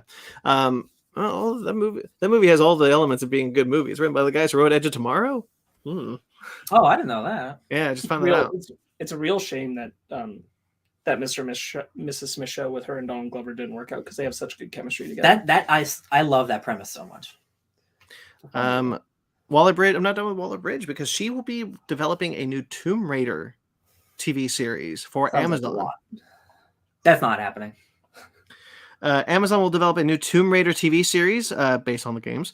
And not only that, outside of Phoebe Waller-Bridge developing the show, which she is doing, Amazon will also develop a new film and game, which will have the goal to be an interconnected universe like the MCU.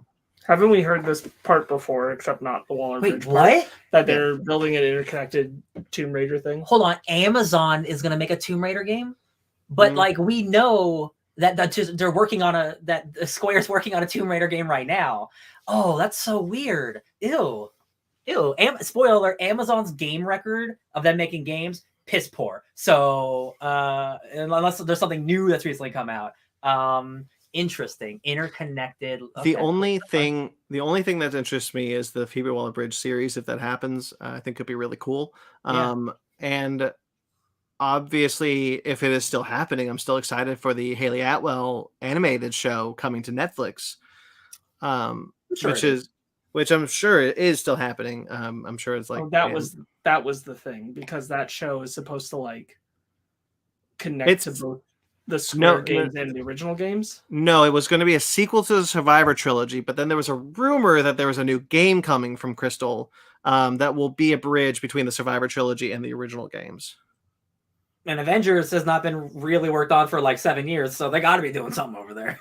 Yeah, that was also the rumor when Avengers was shut down that the whole team was being moved to work on Tomb Raider. Yeah, well, I mean, there could be 2 different Tomb Raider games. It just that's so weird. It's a weird thing to like. Hey, you can use our property to make your movie game. But how weird is it if all these things happen, and that's a big if all these things happen, we're in for a lot of Tomb Raider. Yeah, like none of them are a sequel to that movie we liked. Yeah. Yeah. Hey, she's had that baby, Alicia Vikander. Can't she come back? Has enough time passed? Come back. I think the studio just gave up because it was supposed to be coming out now. not Misha Green, Lovecraft Country's showrunner was working on the film, and then they canned it. Yeah. Yeah. Oh, well, I hope, you know what? If I get 2 cool Tomb Raider shows, one for Phoebe Waller-Bridge and one starring Haley Atwell, I'm happy. It's a shame that those can't be the same thing. Yeah. Yeah, right? Critical Role has signed an exclusive multi-year TV and first look film deal with Amazon. And their first project will be an animated Mighty Nine series. I so wish Ben were here because I watched the first episode of Critical Role.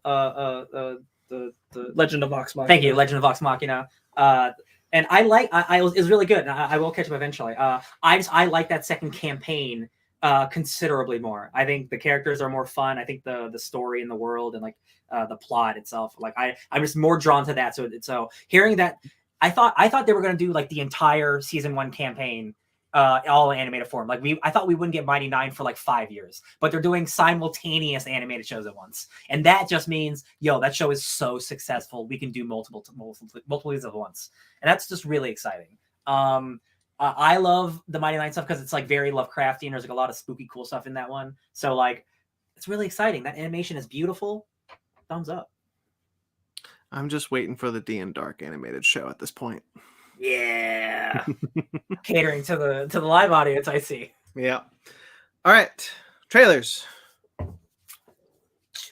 Go to the trailer park. The Strays.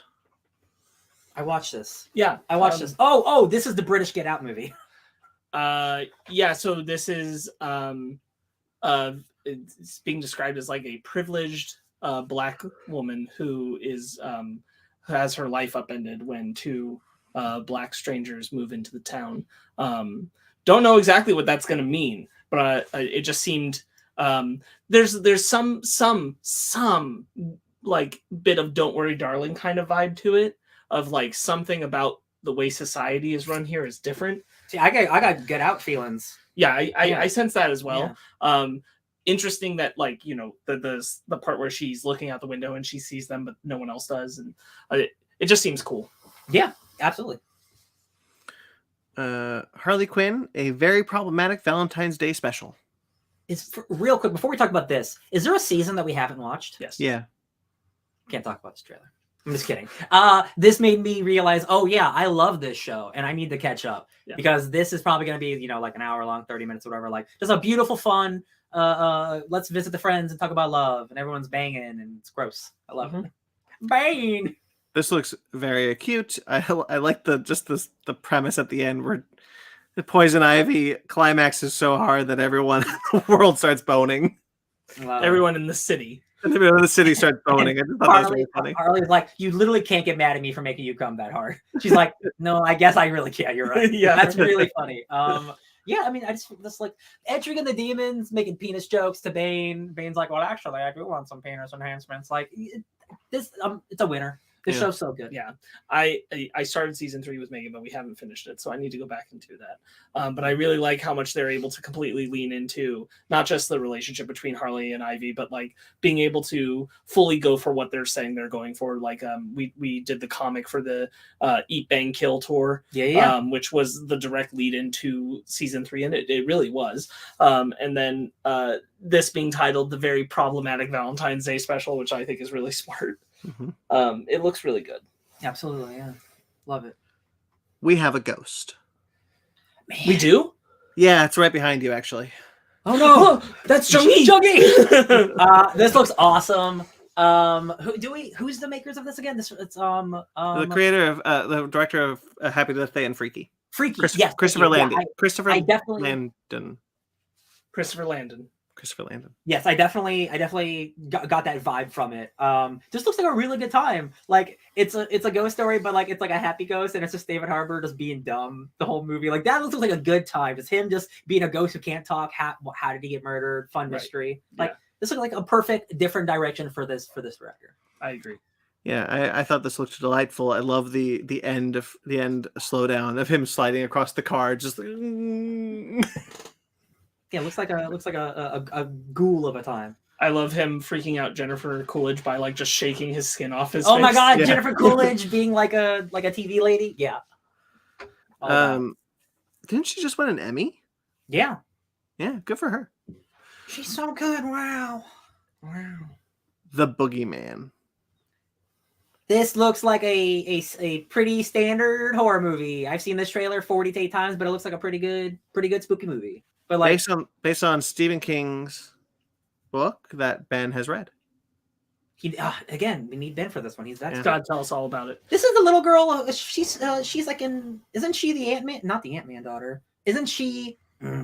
She's the little girl in something we watched recently. It's a shame, can't remember. But yeah, it looks like it's a Boogeyman movie. Like, yeah.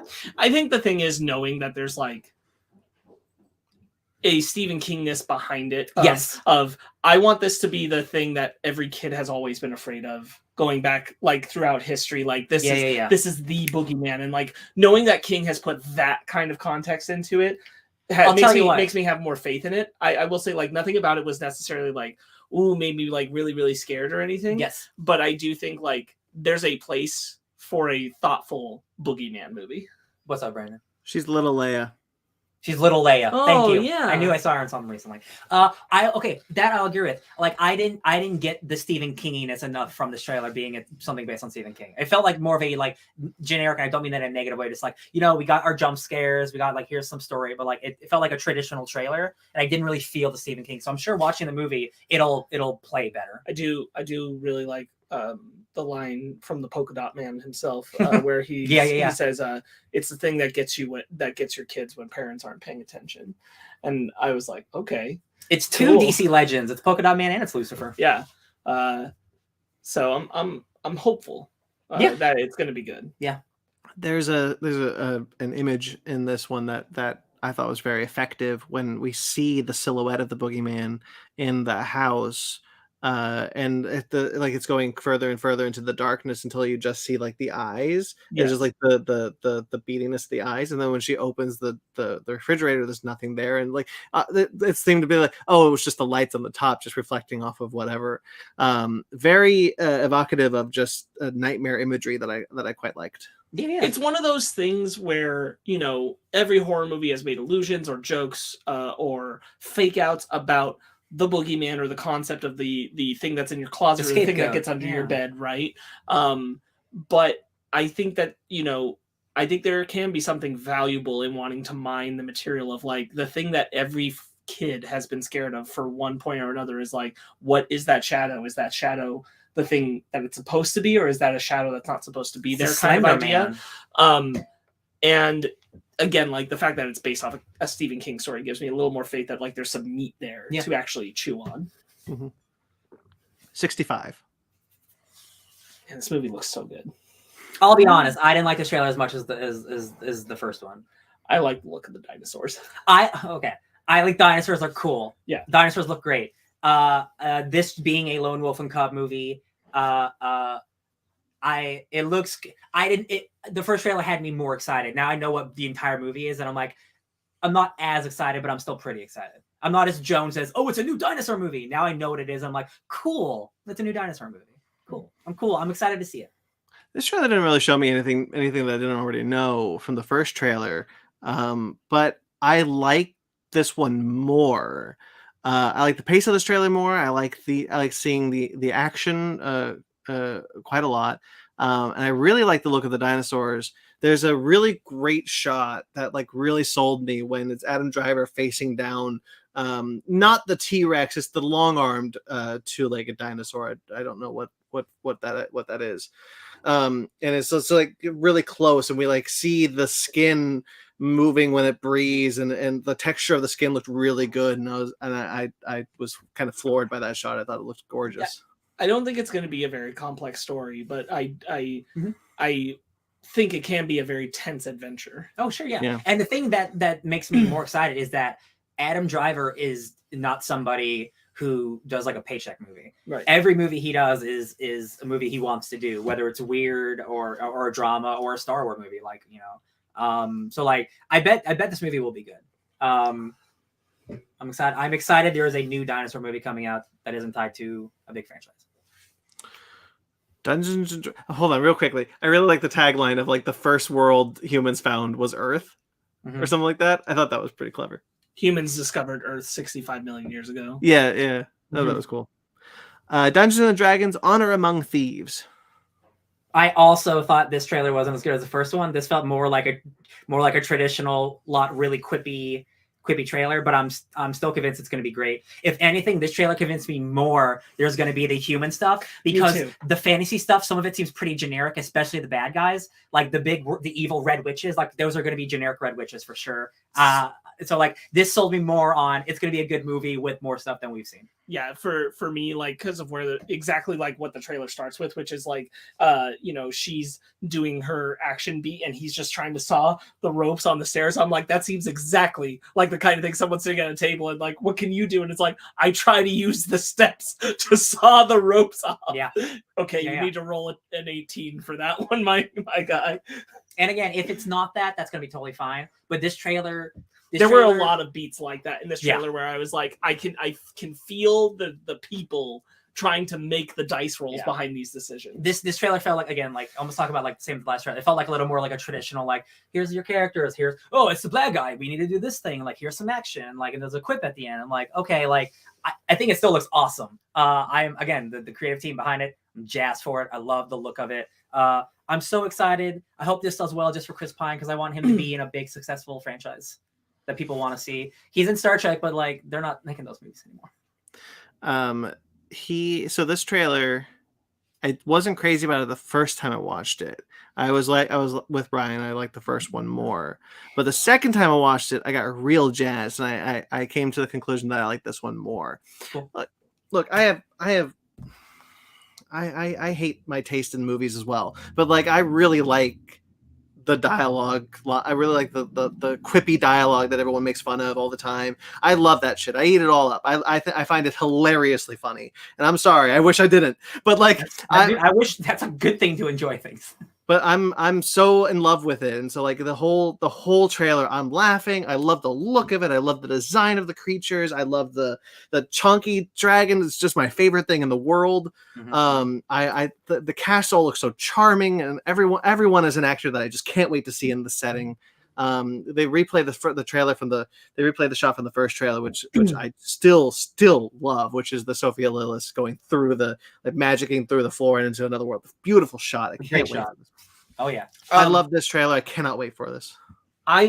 Because I don't know exactly what got you on the quippy dialogue tangent, but I'll respond to it, which is that I have no particular problem with the dialogue in this. I think it's charming in its own way, and funny. And the thing is, like, I'm hoping it's the people at the table, only because I think it makes this have a layer of like, this is the people bickering. Like specifically, I'm thinking of the part where Smith steps on the mechanism that triggers the bridge drive. The guy says, "Don't do that," and then he does it, and he's like, "I triggered the mechanism." And I'm like, that's people arguing at the table about decisions they make. That makes sense to me for that kind of dialogue. Whereas if it doesn't do that, I still think the movie will be great. I trust this team. Yeah. And I won't have a problem with that. But I do think it enters more close to the territory that reminds me of the Your Highness movie, where it was basically like, it's a fantasy movie, but it's also a stoner comedy. So they all make jokes like our world. It's a fantasy setting. So and that's a whole bit. Yeah. I want to rebut on that one specifically, because first, let me just fully admit, I was bringing external Twitter stuff that I to my rant, quote unquote, which I'll cop to. But this trailer made me believe this falls very much in the same line as Willow for me. I really like Willow because of how refreshing and familiar it is. It feels tonally very, very, very dissimilar to fantasy, but also playing with a lot of the same tropes. And so I really liked Willow because of that. Because it's not just people talking in Old English, it's people talking American, it's people talking with modern dialogue. I like that. I thought it was really nice to kind of get that. There are some people doing Old English, but not everyone.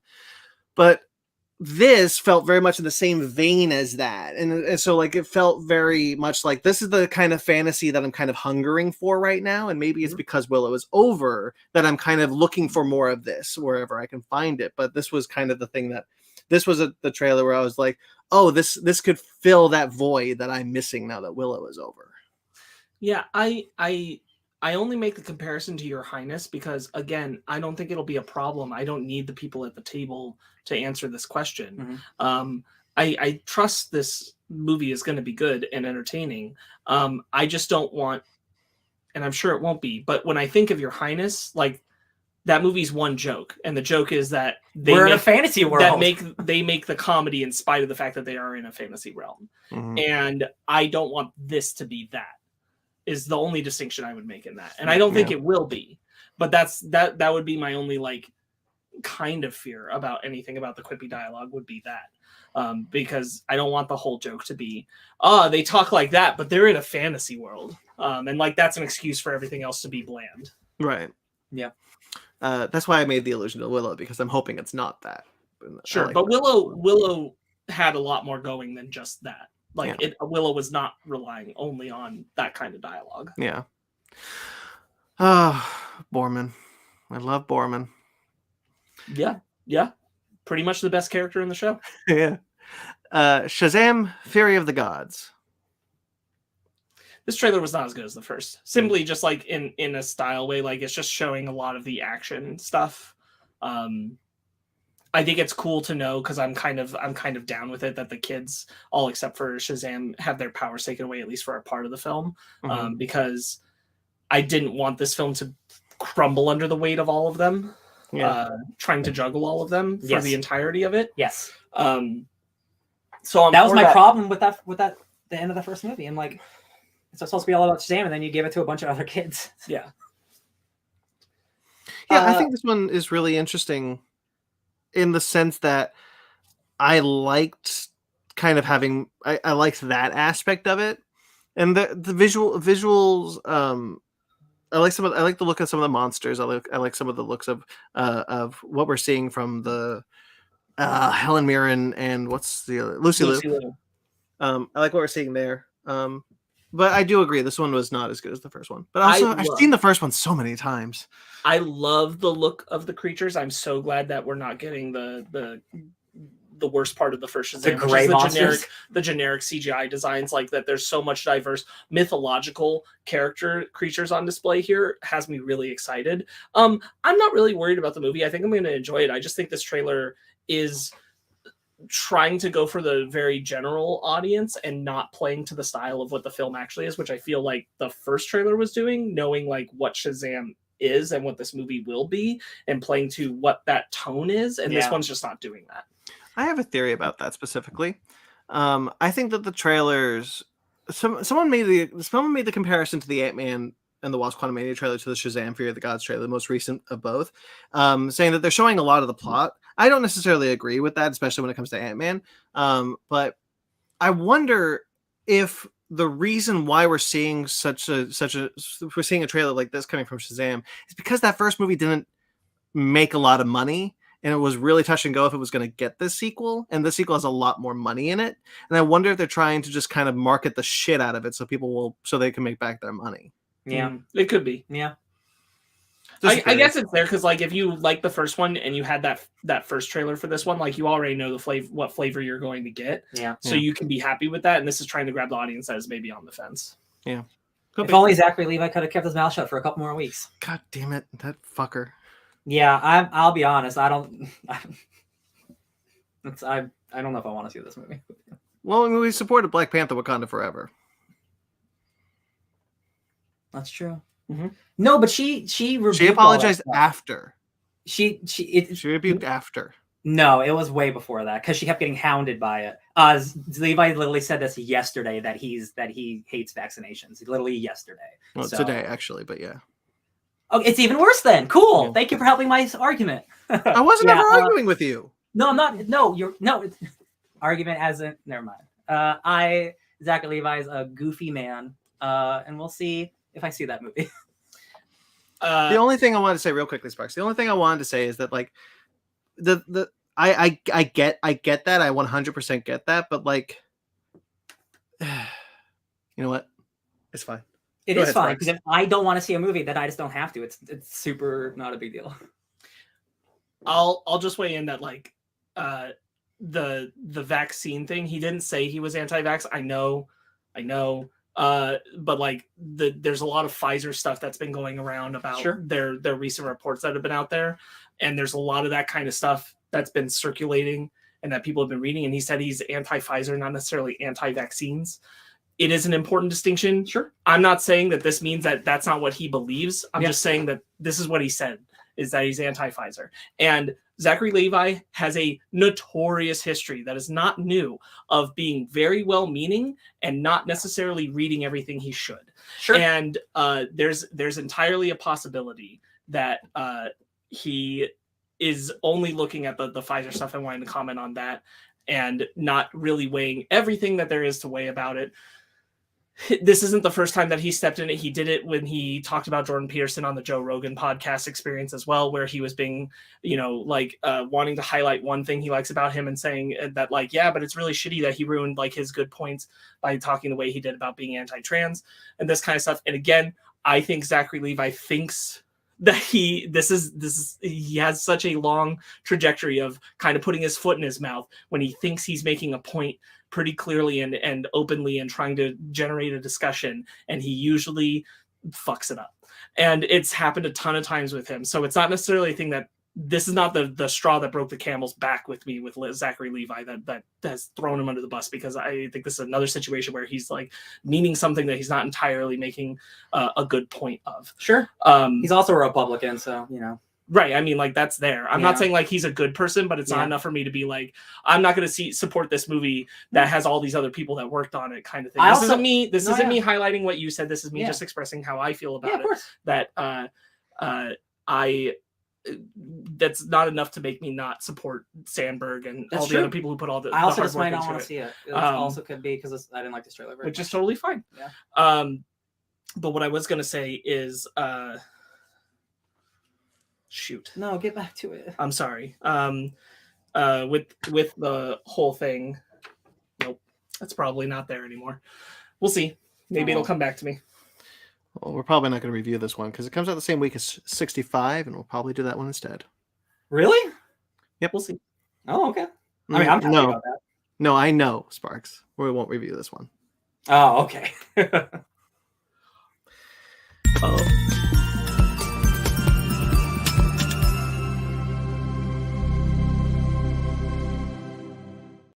Find it. All right, so now we will be talking about Jung-E. Unless Sparks can remember what the point he was trying to make. Yes, I'm so sorry. I do remember. I'm also like giving him a lot of slack right now, I'll admit, because his dad died 2 days ago. I'm fully embracing that. Like, there's a possibility he waded into a conversation at a time he probably shouldn't have without getting all the information he should have. Sure, absolutely. So, I think he wrote about this morning that his dad passed away a few days ago, and feel for him. I know how that is. Absolutely. That was the other thing I was going to mention. That's a bummer. All right, so now we're going to be talking about Jung-E, the new Korean film. Shit, I forgot. I was going to look up. I got it right here. Directed by Young Sang-ho, also written by Young Sang-ho. Thank you. Director Train to Busan. So what and sequel, also Pyrokinesis, which is Korea's first superhero movie. What do we think about this? I think I'm just gonna. This is gonna be a review that I don't normally do. I'm gonna tell you my score right now. I give this movie an 8 out of 10, but I feel about it a 10 out of 10. It's not a 10 out of 10 movie, but it has everything I want in a sci-fi movie in this movie. So I think it's awesome. I think it's incredibly inventive. It uses its budget the best that it can, because it definitely has a low budget. It's just really inventive and fun, and like I love a bad cyberpunk world. It's also very Metal Gear, so like I thought it was a good hour and a half. Like it's a good, if this were like a 1-volume comic, it'd be like, cool, that's a great little nugget I had. Loved it. Sparks? Yeah, I'm pretty much in the same camp as Ryan, where I would rate it about what he said. Not that we're doing the rating right now, but I think that there's ideas here that I wish had more time to be fleshed out, or that there was another either series or film that was gonna flesh out some of the stuff I think is really cool about Real this. quick, like halfway through this movie, I was like, I really wish this were a series because they're throwing so much cool concepts at you. They don't have time to go into because it's a movie. So like continue, sorry. And we'll get into it, but it has like, in my opinion, one of the most horrifying like dystopian concepts that's been introduced in this kind of media exists in this film that I don't think I've approached before. And we talk about it in comparison to like cyberpunk and that kind of stuff. And I'll say it after you give your initial thoughts, Brandon. But I think there's a lot of cool ideas here that not because they're the people working on it are not meeting the execution. It just doesn't have the time to meet the full execution I think it deserves for what the ideas are.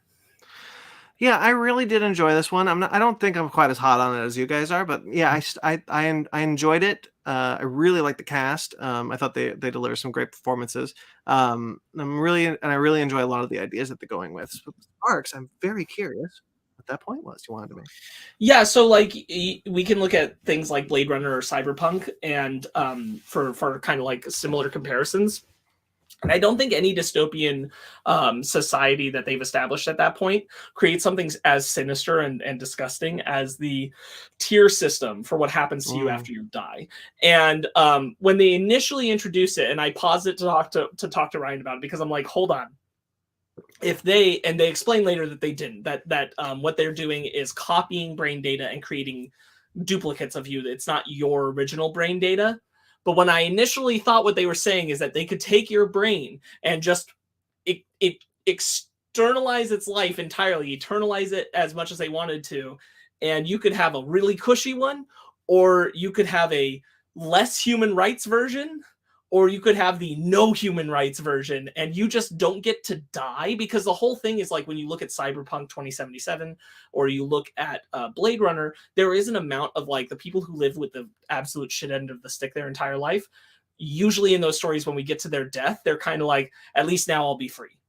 Yeah. And the horror that I had in Jung-Yi of like, no, you don't get that either. Of like, oh my God, you're just like, and so that part of that idea is revealed to us through a doctor who, when she's done having the conversation, is pulled backwards. He's just an upper body and he's shut down. And I'm like, oh my God, he's a type C. Yeah. He's a type C. Yeah, like he's nothing. When you die, you either have type A, and it's like the cushiest thing. You get put into a robot body that looks human. You have basically unlimited human rights, but it's expensive. Then you got the middle one, which isn't as good, and you have limited human rights, and then you got the zero one. But you still have like an existence. You still have an existence existence as a human. Yeah, you can't get married, but you get to exist. Right.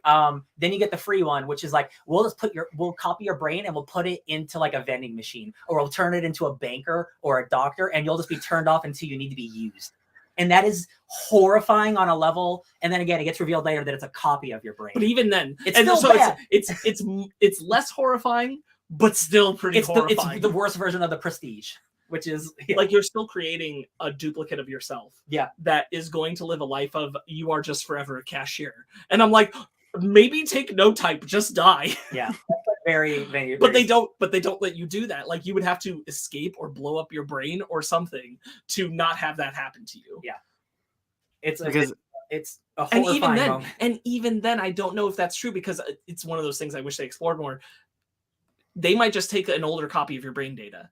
Like if they're doing constant updates on your brain data and they've just already started doing it, you might choose to off yourself, and they still might just create a type C out of you, just a you from like 3 years before. Yeah. If you go to a doctor, I'm sure they brain scan you. Yeah, terrifying and just so messed up. And then like you get into the way that's clearly going to be used, because you got like the daughter doing all this stuff with her mom, and then they're like, yeah, we're going to turn her into a sex slave because she's a hero icon. Oh my so we're going to make her into this sex bot. And I'm like, this is horrific. Yeah, so horrific. Yeah, it's a bad world that I'm like really excited to be in, because like it's just like it's how creative can we be in our cruelty through capitalism? And I'm like, yeah, okay. The titular Jung-Yi, who is like it was like the Korea's greatest soldier. This is literally Metal Gear Solid, where they clone Snake to make the Les Enfants Terribles, the terrible infants of the clones of Solid Snake. They want to clone Korea's greatest super soldier. And who's the one doing it? Her daughter. That's crazy. That's wild. What a great development. Super sad. I love it. So the idea is that this project's trying to bring back Jung-Yi because they want her to finish the mission that she failed to finish 35 years ago. Essentially, they want soldiers like her to finish this civil war that is happening between these space stations and Earth. It's Earth's kind of very caught in the middle. very Krakoa of like clones and brain transplants and like you're like using like into a new body and stuff. Very Mr. Sinister. And the war stuff is very Gundam. Yeah, I wish Ben were here for this one. Yeah. I found it really interesting. I was really shocked when about halfway through the movie they were like, "Yeah, the war's coming to an end anyway, so we're just gonna restructure everything." And it became very much like what happens post-military industrial complex, because this is a scarce world where they have very limited resources, and the military industrial complex has just been focused on a 35-year civil war, making weapons for this war. And what is that going to look like afterwards when that war is finally done? Which it is, they say, is like it's winding down. There's a peace treaty, and we're really gonna make toasters now or whatever. The chairman, what a great guy. Love that guy. Yeah. Him and his clone son John Mulaney, Korean John Oh, Mulaney. Korean John Mulaney. Yeah, that dude is such a character. I liked him from the moment when he does the it's a joke. Like He's just always making weird just noises, awkwardly screaming at the man. I like that character already. And then they go into the thing where like if you're a human, you have to take like Blade Runner, you have to take these what do they call them, like Ethics ethics tests to make sure you're human. And this the lab director who he's like, when's the last time you took an ethics test? Ha, ha, ha, ha. And then he starts freaking out like a robot, and then you realize, oh, the chairman, that's him. He made a version of himself to test this thing early before the Jung-Yi program. And it's like, it's none of this shit Which works. you get, none of this shit works. You get a good nod to when he's got the confrontation with the other lady who like was working for the chairman, and she says, "Too emotional, just like him." And he's like, "What?" Yeah. And pretty much from that moment, I'm like, he's the chairman. Yeah. And then when the chairman, he confirms it by going, "It's a joke." And I'm like, "Am I saying the same thing?" I think it's disappointing. One of the disappointments to me of the film is that he never, like, he finds out he's a robot, but he doesn't find out he's the chairman. That's true. He doesn't. And I was like, that feels like something juicy that just wasn't. That reveal and then how he just like goes manic. Yeah. Didn't totally work for me. It's one of the low points of the film. I was like, I kind of didn't feel like he was supposed to be the bad guy. For the movie, and all of a sudden he was, and I was like, that was not where I thought we were going with this. It felt like because he is also a victim of the system. They wanted. Yeah, they didn't know how to end that for him. Yeah. I don't really have a lot to say about this movie, so I was mostly listening to you guys. Oh, sure. When Jung-Yi is like, we get enough context to know that she's basically like Emily Blunt from Edge of Tomorrow. Yes. And so like you'd assume that could at least get her to type B. Yeah. But she's type C, and I'm like, man, what do you have to do to be type B in this world? Like, she might be like the greatest soldier, but she still comes from like a poor family or whatever. So like, sure, but I mean, like at a certain point, like the fact that she was a heroic icon, I'm like, that's got to earn at least type B. Not in this world. She failed her mission, not in this world. Which is my point of like, it's just ridiculous. Yeah. Like the what you would have to do just to clear the lower bar. I'm saying to get to the mid range, not even the upper range, which I think she should be. Like just the mid range is crazy. One of my favorite aspects of this movie are like every time she does a simulation, because like they're trying to get like the perfect combat AI, and they need to get her from Jung-Yi, and she needs to complete the simulation so they can get that data. But she keeps failing it over and over again. And they keep doing the exact same test, so there's no change, right? So the lab director is like, all right, shoot her in the leg. We need to add a variable. And what that does is it activates love. Love becomes activated. So every time there was a brain screen, yellow would pop up and it'd go, love activated. And then she'd have the will to live. And I'm like, oh, it's her daughter. It's her daughter who makes her want to do it. And then there's the whole thing about, that's a really emotional scene, by the way, when she realizes that the daughter is the yellow part of her brain activating. Yeah. Really there's the little chain. We keep seeing this chain throughout the movie, keychain, but we don't know what it is, and it's the thing that the mom gives to the daughter before her surgery. Reverse. Daughter gives to the mom. There you go. And like, oh, because the reason she's losing the fight is because she'd been thinking about it the whole time because she felt bad that she lost it. Yeah. And the moment where she's defeated is because she suddenly glimpsed it, and so she took her eyes off what she was doing. Yeah. So in a way to maybe combat that, the daughter like erases her memory of being her daughter. That's so rough. Oh, not to mention there's like one of the coolest robot v robot fight scenes in a movie. The action movie, this movie is awesome. Again, like this movie has a pretty low budget, and like I really love everything it's doing. I really love the look of the robots near the end, like the three iRobots. The iRobots, exactly. Oh, there's the iRobot scene, but it's reversed. Love it. All the robot stuff's great. And for this being a Netflix movie, like sometimes Netflix CG can be, here or there. I think this movie looks pretty good, especially those robots at the end. She's just standing on a mountain. I'm free. My sequels can happen now. It's also cool to have police robots that can scan and see civilians and then automatically decide not to fire. Yeah, that's nice. Isn't that nice in the world? Yeah, the robot designs are great. Like the big like and Adrian Army. The other robots who have like the cool logos. The anti-robots. I thought that was great. Yeah, it's like it's a pretty short movie. But it's definitely worth a watch. It's like I really wish this were like based on a manga, and like, oh wow, I have like a 10-volume manga I get to read now, because like I love the world, like I like the characters, like I could see this going in interesting directions. It's like a Westworld, but it could just be a one and done, which is fine. Another aspect that like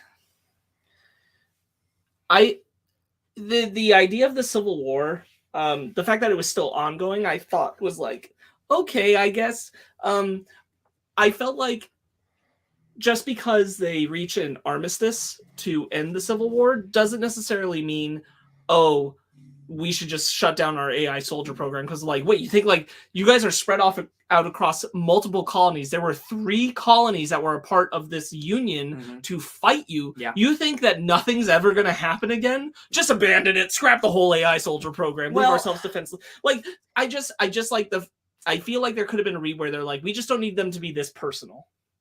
We could just have something just as reduced as what we see her fighting in the Civil War. Yeah. But the idea that they just scrapped the program totally. Well, they're scrapping the program to try to get Jung Yi's perfect combat AI, which is a huge resource. Like you clearly see they already have a bunch of robots that they use. Right. They're trying to get the ultimate soldier. But then they can't like apply any of that. They're like, yeah, we're just not gonna. No, it's just one of those things where it's like that seems really short-sighted in the sense of like thinking that you'll never have conflict or challenge again. Well, I think it's also like if you look at the chairman, that dude seems like a pretty like chill guy. He's like he doesn't really care. Like he even says like this like looking at like his robot son or his robot companion, like none of these things work. Like I think this is like an afterthought to him. Like he clearly does not care like the daughter does. Right. He's like, a billionaire. This is like another one of my ventures. He has this moment when he's talking about his robot clone, when he says, I was going to transfer my brain. I was going to copy my brain into that. And I was going to be, but I couldn't do it because it wasn't real. It's not me. It's not me. Yeah. I thought that was a really interesting scene. Again, talking about what Sparks talking about, like concepts that just kind of show up and then don't really get a lot of room to breathe. Yeah, and I think, and while that is true, I don't think, maybe except for like a couple, but like I don't like they introduce something to me and then I don't see it again. I'm like, oh, that was pretty cool. Like it doesn't bother me that I don't see more, just because like they are throwing a lot at you at once and you just kind of have to roll with the punches. Like I really love their tram system. Like the world's flooded and there's like an up and down like tram system. I just think it looks really cool. It does. Yeah, and like the ending where like the daughter like sacrifices herself for her robot mom. Really awesome. And then she does the face nuzzle thing because she left 1% of love activation. The 1% was allowed. I thought that was really great. You mentioned a few things that I just want to agree with because like the art design for this movie is really great. The CG is not just really good. It's the robot designs I think are really cool and unique. The police robot, the trams, the iRobot robots, I think they're all really cool and well designed. And the cinematography I thought was really excellent too. Yeah, hell yeah. Yep. Did you guys notice that the lead actress died last year? Yes. That sucks. I was on Wikipedia like as I was watching the movie and I mentioned that. I'm like, oh, apparently she's like what is considered Korea's like first big like superstar, like like The Rock.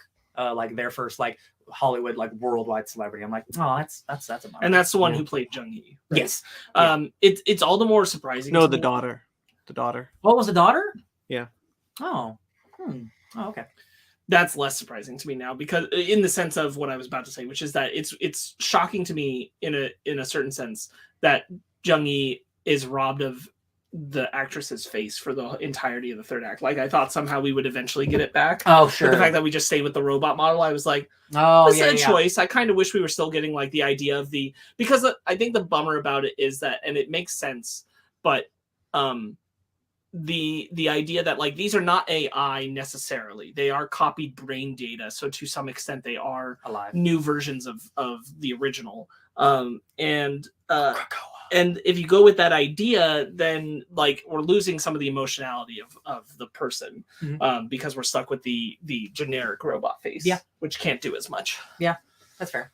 But also, I was just surprised with that choice. No, I do. Oh, yeah, that is a good point. It didn't. Not that it bothered you, but that I didn't really think about it because, like, oh, she doesn't have a face on. Like, she's emoting as much as she can with the face nuzzle. Well, it was more shocking to me when you told me that, like, I thought she, just like as you just said, I thought she was the actress who had passed away, who was a superstar, and I'm like, could you imagine if The Rock was a generic AI face for the third act of the film? And I'm like, that'd be really weird. No, I understand. You know, if they're the face of your action movie, you'd think that they bring that face back in some way. That's a good point. Yeah, just like a Halloween mask at the end when she's on the mountain. Yeah. I did really like. I think the relationship stuff just between the daughter and like what she's going through and what she's learning is really good. When you get to like the cancer's back, and her idea of like everything my mom fought for, the surgery, like, and then now I've lived a life just dedicated to replicating her. Like, what was all this for? Yeah. There's this feudalism to it. When she gets to talk to her mom finally, and she asks, my daughter had surgery today, as if it hasn't been like 30 years. And I'm actually in a coma, so in another pod over here. That's a really brutal and great scene. Yeah, when she can't take it anymore, so she shuts her down and then screams. Yeah. I love a good silent scream. That's always effective. Yeah. Anything else? I think it's a cool original sci-fi movie. Pretty good scene of the guy just like being too vicious upon her. That I thought was pretty good when he has to stand off when he's like losing his wits. Because they're going to be shut down. Yes. You mentioned it earlier, but like one of like the lab techs who uses her body as like, it looks like a sex doll, and he promises that's not what it's for. No, he says what he says is it wasn't for personal reasons. Yeah. It is what it's for. He's Yes. testing it because he was ordered to. And he said this wasn't because like I'm just being gross and weird. I was ordered to be on gross. my own. Yeah. I was told to be gross. Yeah. And then you see all of the action figures of her, how she has like, oh, that her agency is gone. Really dystopian, but like, you know, I'm always a big fan of these, especially again when it's like original. Like, he could have just adapted, you know, some manga that I'm sure does something similar to this, but he's like, no, I got a cool idea and I'll bang out a Netflix movie. Why not? And again, like, I don't think I think just the brilliance of the concept of, I don't think anything's been more like, man, this is how bad capitalism is. You can't even die. Then type A, type B, type C level stuff where they blatantly tell you when you know you're going to die, like, hey man, if you're too poor, you're gonna get the type C, which is you have no human rights. Yeah. Sorry. And it's you not get to be used for whatever you want. Probably multiple copies of you. It's not said, but like type B when they said type B, like you have limited human rights, that made me sound like you were put into like a robot body. So I thought specifically near the end, like when the robot cops are coming in and they speak, I'm convinced that those used to be people and now they're robot people. So they have because I think they're full blown robots type C robots because you are still treated as some level of human, which I think means that you at least have human appearance, because they say like the things you don't get are like you can't marry, you can't have kids, so you can't adopt, you can do no religious practices or I wonder if like you that. look like you're a lesser class citizen, but you're a citizen. Gotcha. You look more robotic, probably. It's probably like a cheaper. Probably it's probably like a cheaper thing. Like the seams are showing, but I think you're still a person. Yeah, okay, I believe that. Yeah, but I would fully believe that the cops are just type C, straight up. Yeah. If it was really chilling when they showed up and they were like, mission area, arrived at mission area, as if it were a video game. Yeah. Right. Yeah. Okay, so you guys already rated it. Remind of the rating. 8 out of 10, but I feel like a 10 out of 10. Yeah, it's an 8 out of 10. I'm gonna do a 7 out of 10. Yeah, sounds good. I enjoyed it. Wish I enjoyed it as much as you guys. We're all in a similar nebulous. You're not that far away. Yeah. Shall we do our book club? If we were one of the pink circles from Freya's sigil arrows, you'd be on one end of the circle and we'd be on the other. It's still enough to connect. We can still blow up the vines and stuff. Absolutely. Book club? Yeah, book club. Book it, Dano.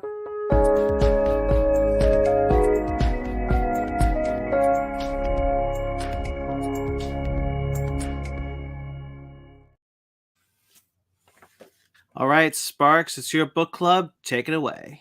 So we're doing the first trade of Transformers Shattered Glass. There is a second trade eventually coming because the 5-issue story is finishing up right around this year. I'm glad. So sometime later there will be a Shattered Glass 2. This is written by Danny Lore. They are a queer black writer who I think is very, very good. They're awesome. With art by Guido Guidi and Daniel Kana. And I think that this is really cool, and I'm honestly kind of mad that Ben's not here to talk about it, which I didn't think about when I was picking it because I just knew I wanted to pick it at the beginning of the year. Yeah. But I think this is great. This is there's a whole like Shattered Glass idea that was run through the comics back before IDW was doing the stuff with the Transformers, and that had like its whole thing with like the toy line and everything, but IDW had never done anything with it. Maybe some light allusions, but never like a story. So this is IDW's dedicated story to it. And I think this is pretty cool. I kind of like the idea of the Decepticons and Autobots swapped, but they're still like who they are. Megatron doesn't suddenly become Optimus necessarily. He still has his personality. Starscream still has his personality. But they are filling now the opposite roles. It's almost, this book is almost a genius in the way that the characters remain who they are, but the axes are reversed. So Starscream still is a loudmouth talker, but he like inspires people and people love him. I think this book's really, really cool. I think it gets better every issue. I think it builds, and like having every issue be like a different protagonist or a different like a focal lens, and it switches around. Yeah. I think my favorite character is the evil Bumblebee. Goldbug. Bro, that dude's merciless. He's such a short king. He's so mad that people make fun of him because he become a psychopath. Yeah, because he has all the inferiority built up upon him. That affects him in a negative way because he never had Optimus to lift him up. He's only been put down. Yeah. And so he's like Starscream's treatment to an extreme. I really like it. I like the interpretation of all the characters. I think the art is really great. I love the art. These robots look so good. I really, really like it. I love getting a story about just like wanting to champion the rights of the working class and that kind of thing, and it's very anti-fasc and super like in your face, like, yo, authoritarianism is bad. And honestly, like, I like a shitty Optimus. Like, I like a shitty Orion Pax just being a dirtbag. This is the kind of fun thing that we talked about a little bit when we were doing the Netflix show a couple years ago, Brandon, with Megatron kind of being a protagonist for the will of Cybertron. And I'm like, man, if you really run with that idea, Megatron is cool. Because the thing is, like, Megatron is a superior leader if Megatron is championing the right thing. Yeah. He's better at rallying everybody because that's who Megatron is. Like, frankly, he is a superior commander and a superior lieutenant and tactician. I think he's just better at paving the way for the community than Optimus Prime is. He just does it for the wrong side, so it doesn't work out. So unlike the movie that we just reviewed, I have a lot to say about this. I loved this. I thought this was really excellent. I agree with Ryan that it felt like every issue just kind of kept getting better and better. Because the first issue I was like, oh, this is pretty good. And then by the last issue, I'm like, this was great. I really like it when Transformers do things interesting with Starscream, which is not something I realized I liked until we watched the Netflix series. Sure. Because I think what they do with Starscream is excellent. Yeah. And I really appreciated when you're just like, what if Starscream put like an inspirational leader who wasn't trying to stab Megatron in the back every chance he got. And the fact that like by the time Starscream dies and Jetfire's angry about it, I felt for him. That it's a tragic death that I was really sad to see. Yeah. Because he gets here it is. Goldbug like punches through his chest and takes his spark out through his back, and it's so brutal, and like you really are just like, oh shit, Starscream just died, and I care. Yeah, right. I agree. Like I like the first half of the first issue. I'm like, okay, like it's setting the stage up because you're following Blur. Yeah, because I'm following Blur, but then the Blur v Starscream happens, and I'm like, oh, this book's pretty cool. And here's the thing: the end of that issue is really cool too, because how Starscream outsmarts Blur to getting melted. Yeah, and then we slowly learn more and more, and like I really like all the characterizations. Like I am so glad, especially when this book ends, because like there's a setup in like issue 2. That's like, here's what I think the story is going to be. And then it's like, nah, that's Shatterglass 2. It's the Titans waking up. And I'm like, oh, so that was a long payoff later. But like all the characterization is super fun. And I love, again, like how every issue is like focusing on different characters. So you really get to know everybody. And by the end, like everyone's yelling and fighting each other. I love the way Blur goes out. I think it's great. And again, this art, the art's great. I think my favorite issue, and I don't remember which issue it is because I took a bunch of pictures, but it's when Megatron is describing the beginning of the war. And then who is it? Someone's like, it's Starscream. He's like, oh, you think you're a coward, Megatron? I remember these events differently. And then it's like, it shows a page of like inspirational Megatron. Like, here's how it actually happened, Megatron. You're a badass and you saved us and blah, blah, blah, blah, blah. And I'm like, he thinks he's a hero and Megatron thinks he's a failure, and it's like it's a bad picture, but it's like it's I remember things differently. No, I got you. It's right here. This one. Yeah, it's beautiful. Yeah. It's Starscream views Megatron as the hero that he actually is, and Megatron, he doesn't believe it. I love this because this is where we get like Megatron Defender of Earth, which I think is so good. I really want to talk about that because you mentioned how everyone's personalities are still the same, but they're just flipped on the other side. And what I really liked about that is that while Megatron is a good person in this story, he's not Optimus Prime. Earth got messed up because of that. Like Earth did not go well at all. That's where the Decepticons' major defeat was, because they lost Megatron in that fight. And I really like that, where it's like, even if Megatron as a good person was in that position, it wouldn't have gone the same way as if Optimus was a good person in that position. Well, because, and also importantly, Optimus is the bad person who's coming and wrecking it, and because Optimus will do things Megatron wouldn't. At the beginning of like before the war, Megatron and Optimus are talking, or Orion, excuse me, and he's like, and Megatron's like, I'm fighting against what you and your secret police did to Shockwave, and then Orion's like, listen to yourself. If you keep doing this, you're gonna end up like Shockwave. He's like, are you just saying you're gonna murder me, bro? Like secret police, the SS. I really love the designs of the Transformers. They all have different color schemes, which is really cool to see. Especially Optimus looks good in the cold blue. Just saying. God damn you. Yeah, sorry. You know what? Just don't correct me when I'm in a bad mood. But sorry. I really appreciated how they went out of their way to give them evil and good color schemes. How would Megatron look like if he was on the good side? It wouldn't just be this platinum gray that he always had in the classic. It would be different colors around different parts of his body. How would Optimus look? He wouldn't be red. He'd be a different color completely. Bumblebee is silver and not gold. And when we see him in the flashbacks before his body was destroyed. Yeah. I thought that was a really clever way to do it. I think there's a lot of thought that was put into this story of not just how would these characters go, how would these characters act on this side, but how would they look, how that would affect Cybertron, how that would affect Earth, how that would affect the world at large. I thought was all really well handled, and there's just so much thought that was put into this in every frame. I don't know why I'm looking on my phone when I have the comic right here. No, I agree with you. I think that like the way they reimagine the designs of these characters is very smart, very sharp. It's very striking. Mhm.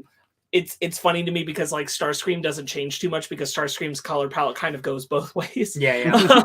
Which works out for him as a central figure in this story. I just really like all the decisions made for like how these characters grow. I like the story and stuff. The only thing I would highlight is that like occasionally I had to like reorient myself when we were going into the past. Mm. Every once in a while it would happen and I'd be like, did I just miss a page? Sure. Where are we now? And it wouldn't be quite obvious to me, but I'd figure it out. It wouldn't take too long. That's like my only negative I had in the experience of reading it. But overall, I think like the way it fleshes out how this all got to where it is and what the core stakes are is really, really well done. That it takes us until the 5th issue to get the reveal of Bumblebee as Goldbug. Is really good. There's this page which I really like, which is just Jetfire remembering Starscream fondly. Yes, Jetfire still the traitor. Which is such a sweet sequence and almost humorous when you realize you're looking at Starscream and be like, hey Jetfire, we just got funding for the thing we wanted, right? And you're just like, wow, that's cool. It's one of my favorite parts of the entire book is when Jetfire is in his like absolute state over Starscream's death, and he says all I can say is Starscream and my fault, and Megatron's not fighting me anymore, he's just restraining me. And how could he know? But of course he knew, because the Decepticons took him in when I tossed him out. Just all of Jetfire's like internal monologue stuff is so good. Yes, there's one specific one I want to find. This page when either Jetfire or Starfire is screaming and all the Decepticons are like, oh shit.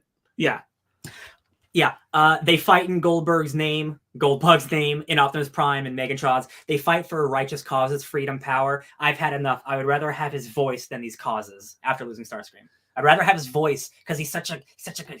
I love it. Yeah, this is really cool, and it immediately made me, because it goes the end at the end, and like that's what I've been waiting for 3 issues, bro. So like I'm excited that there is a volume 2. But it's such a good character story up to that point. I think no, it's not a negative. I know. I'm just bouncing off of it.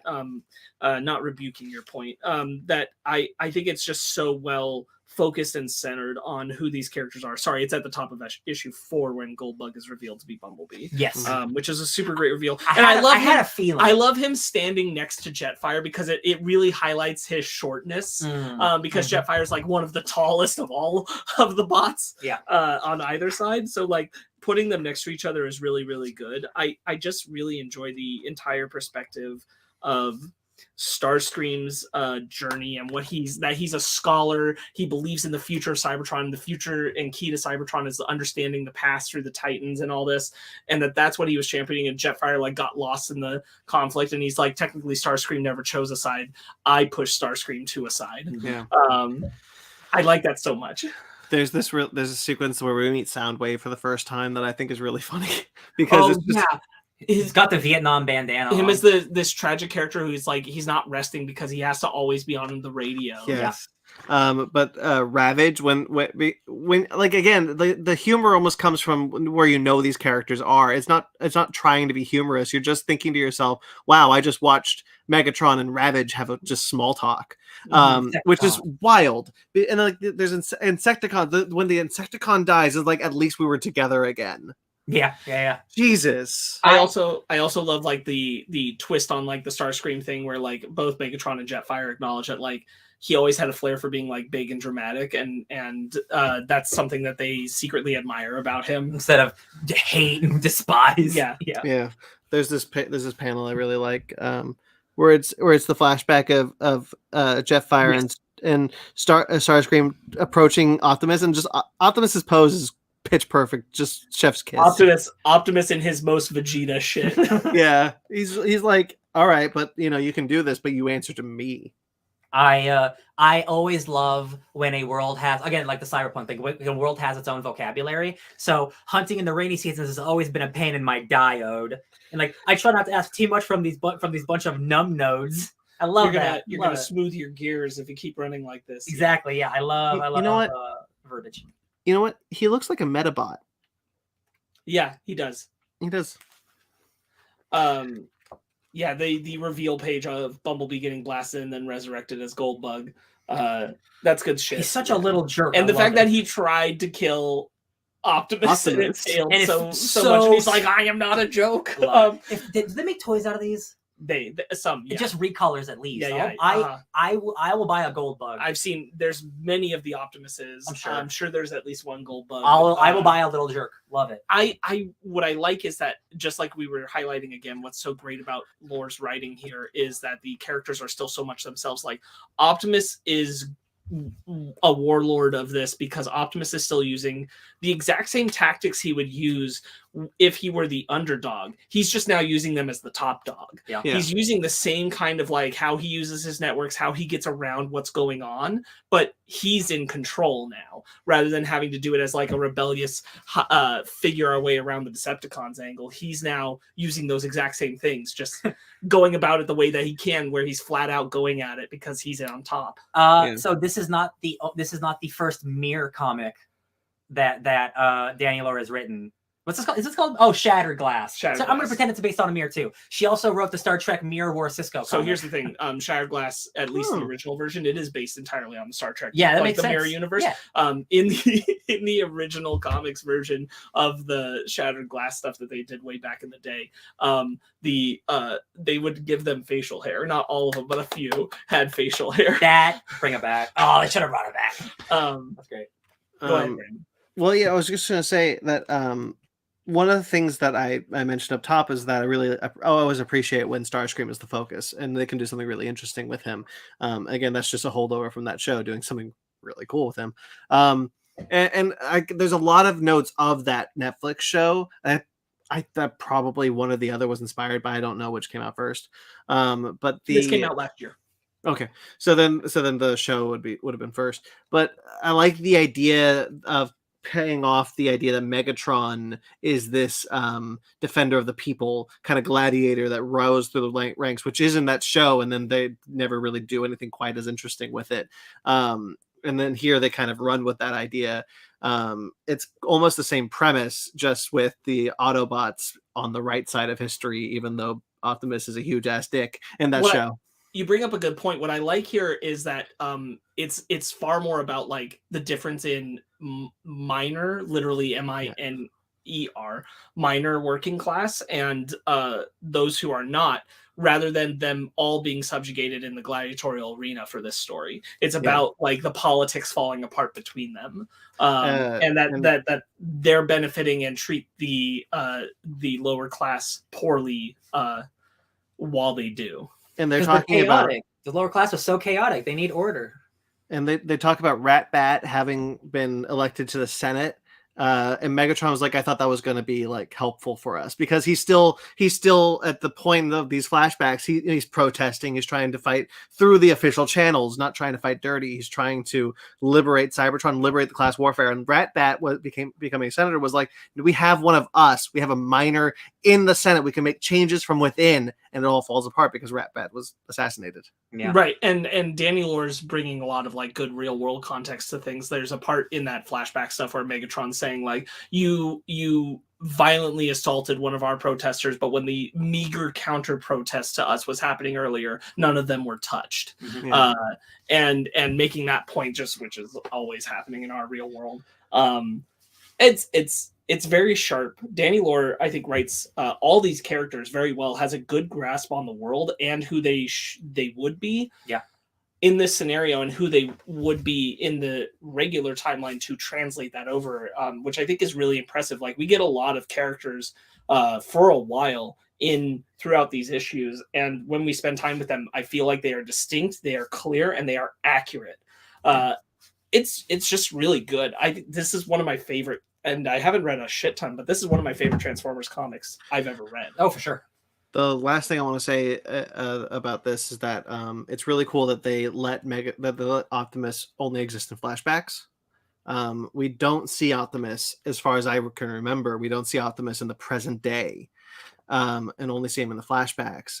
And keeping Optimus away from the story at the very least, even if he is in the present day. The fact that he isn't the central antagonist of this book was really fascinating and really refreshing, because it could have so easily just been a Megatron versus Optimus story, but they were on opposite sides. And there is still that relationship between Megatron and Optimus to mine from. They were still friends at this point. They were just on the opposite end of the spectrum. Yeah, and it affects everyone. It affects everyone. And real quickly, and so to have it not mining that story in this volume was a very smart choice, because you could focus on, again, the star screams, the blurs, the gold bugs, the jet fires, and we have more of a connection to them rather than just it being another Megatron and Optimus story. Just doing Batman and Joker over and over again. Yeah.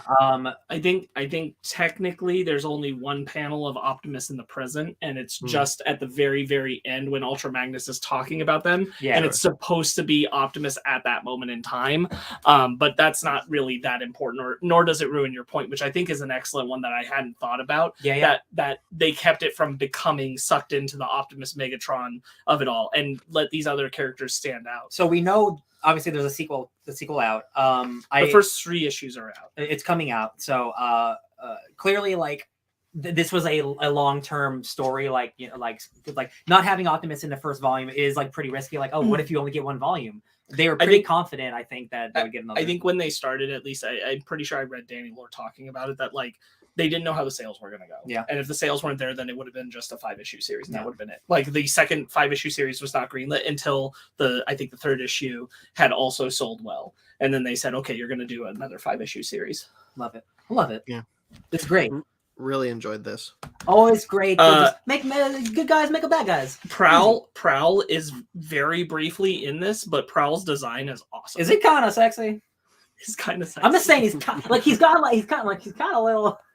What? Yeah. Mr. Prowl, The hands Mr. Big Shoulders. Those hips don't lie.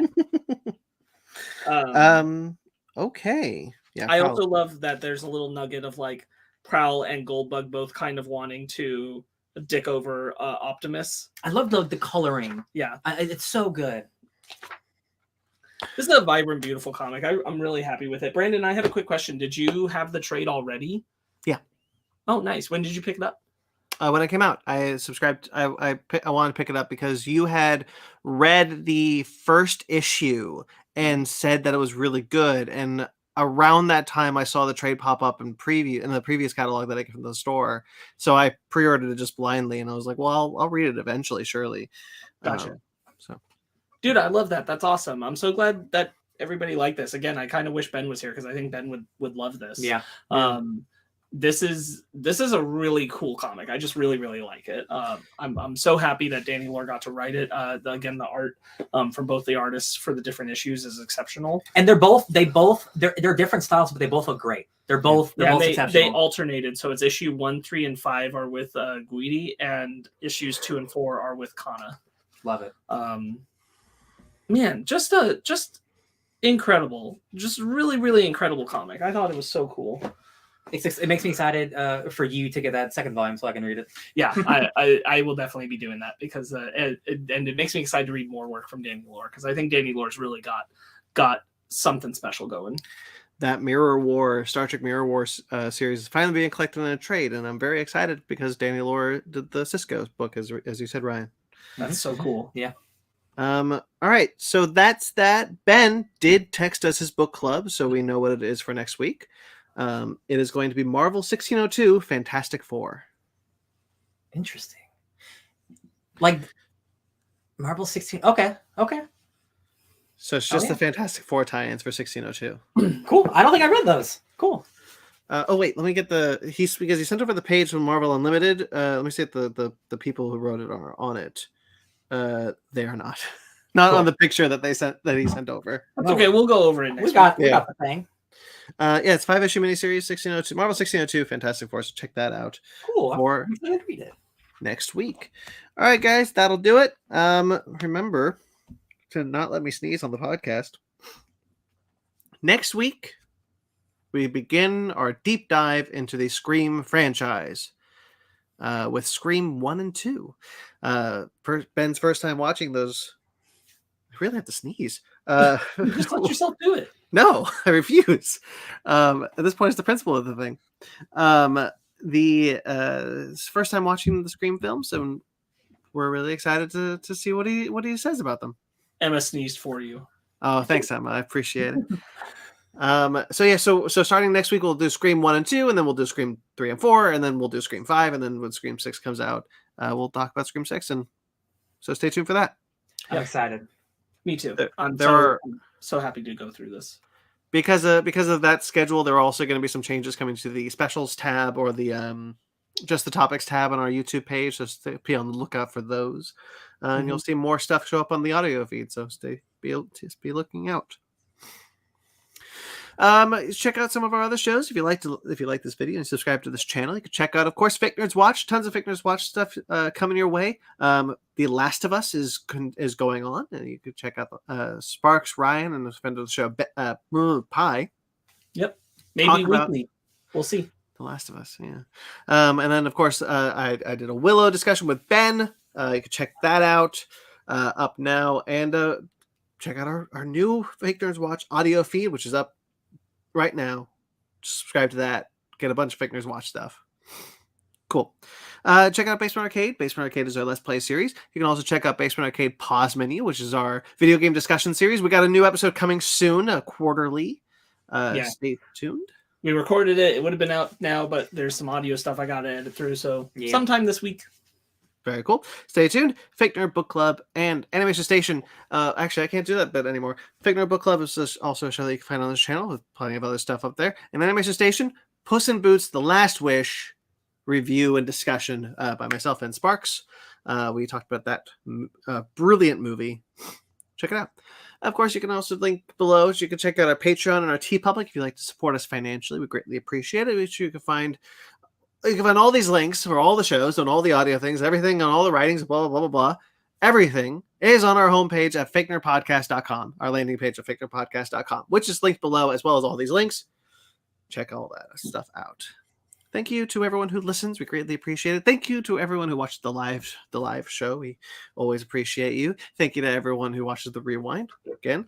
Thank you to Jeremy Vellucci for all of our musical themes, which you heard here tonight and on all of those shows that I mentioned above. You can find him at Jeremy Vellucci Keyboards, or you can find his podcast at Suburban Proctologist Official at Subproc Podcast, his Facebook, and then Instagram. Subscribe to it on iTunes. Thank you to Mike Matola. Mike Matola, a wonderful friend of ours. You can find some of his logos that we do that he's done for us, and you can also check out all of his collaborations that he's done with us. Soon, a new collaboration with Mike Matola. Hopefully, you can find him at TikTok and Instagram at Mike Matola. We should maybe start rewatching some of the Phase 4 stuff. Mm-hmm. Oh, why? Why? For what reason? Rewind it 25 seconds. Stay tuned. Cool. Fake Nerd Podcast at all the social medias, including Twitter, Instagram, and Facebook. All at Fake Nerd Podcast. Fake Nerd Guys at gmail.com. If you'd like to get in touch with us personally, I'm at Beatsim McLaren. Just check out on Twitter. I also write for KaiDramaMedia.com, AtomicGeekdom.com, and CBR.com. Coming soon. Ben is at BenMagna27. He does Go Nintendo, Old School Gamer Magazine, Fusion Gaming Magazine, and he also plays Mary Frankenstein on The End Dark every week on Wednesday. Sparks? You can find me just getting excited to spend some time with Ghostface at Sparks Witty on Instagram and Twitter, SPRKZ Witty. Ryan? You can ask me what my favorite scary movie is at DJ Tony Snark 616. What's your favorite scary movie? It's The Thing by John Carpenter. It came out in 1982. That's true. Subscribe to us on iTunes, Stitcher, Google Play, TuneIn, Spotify, iHeartRadio, Amazon Music and Podcasts, and Pandora. Rate and review wherever you get us. We greatly appreciate it. Like this video, subscribe to our channel. Until next time we see us, guys, stay fake nerds.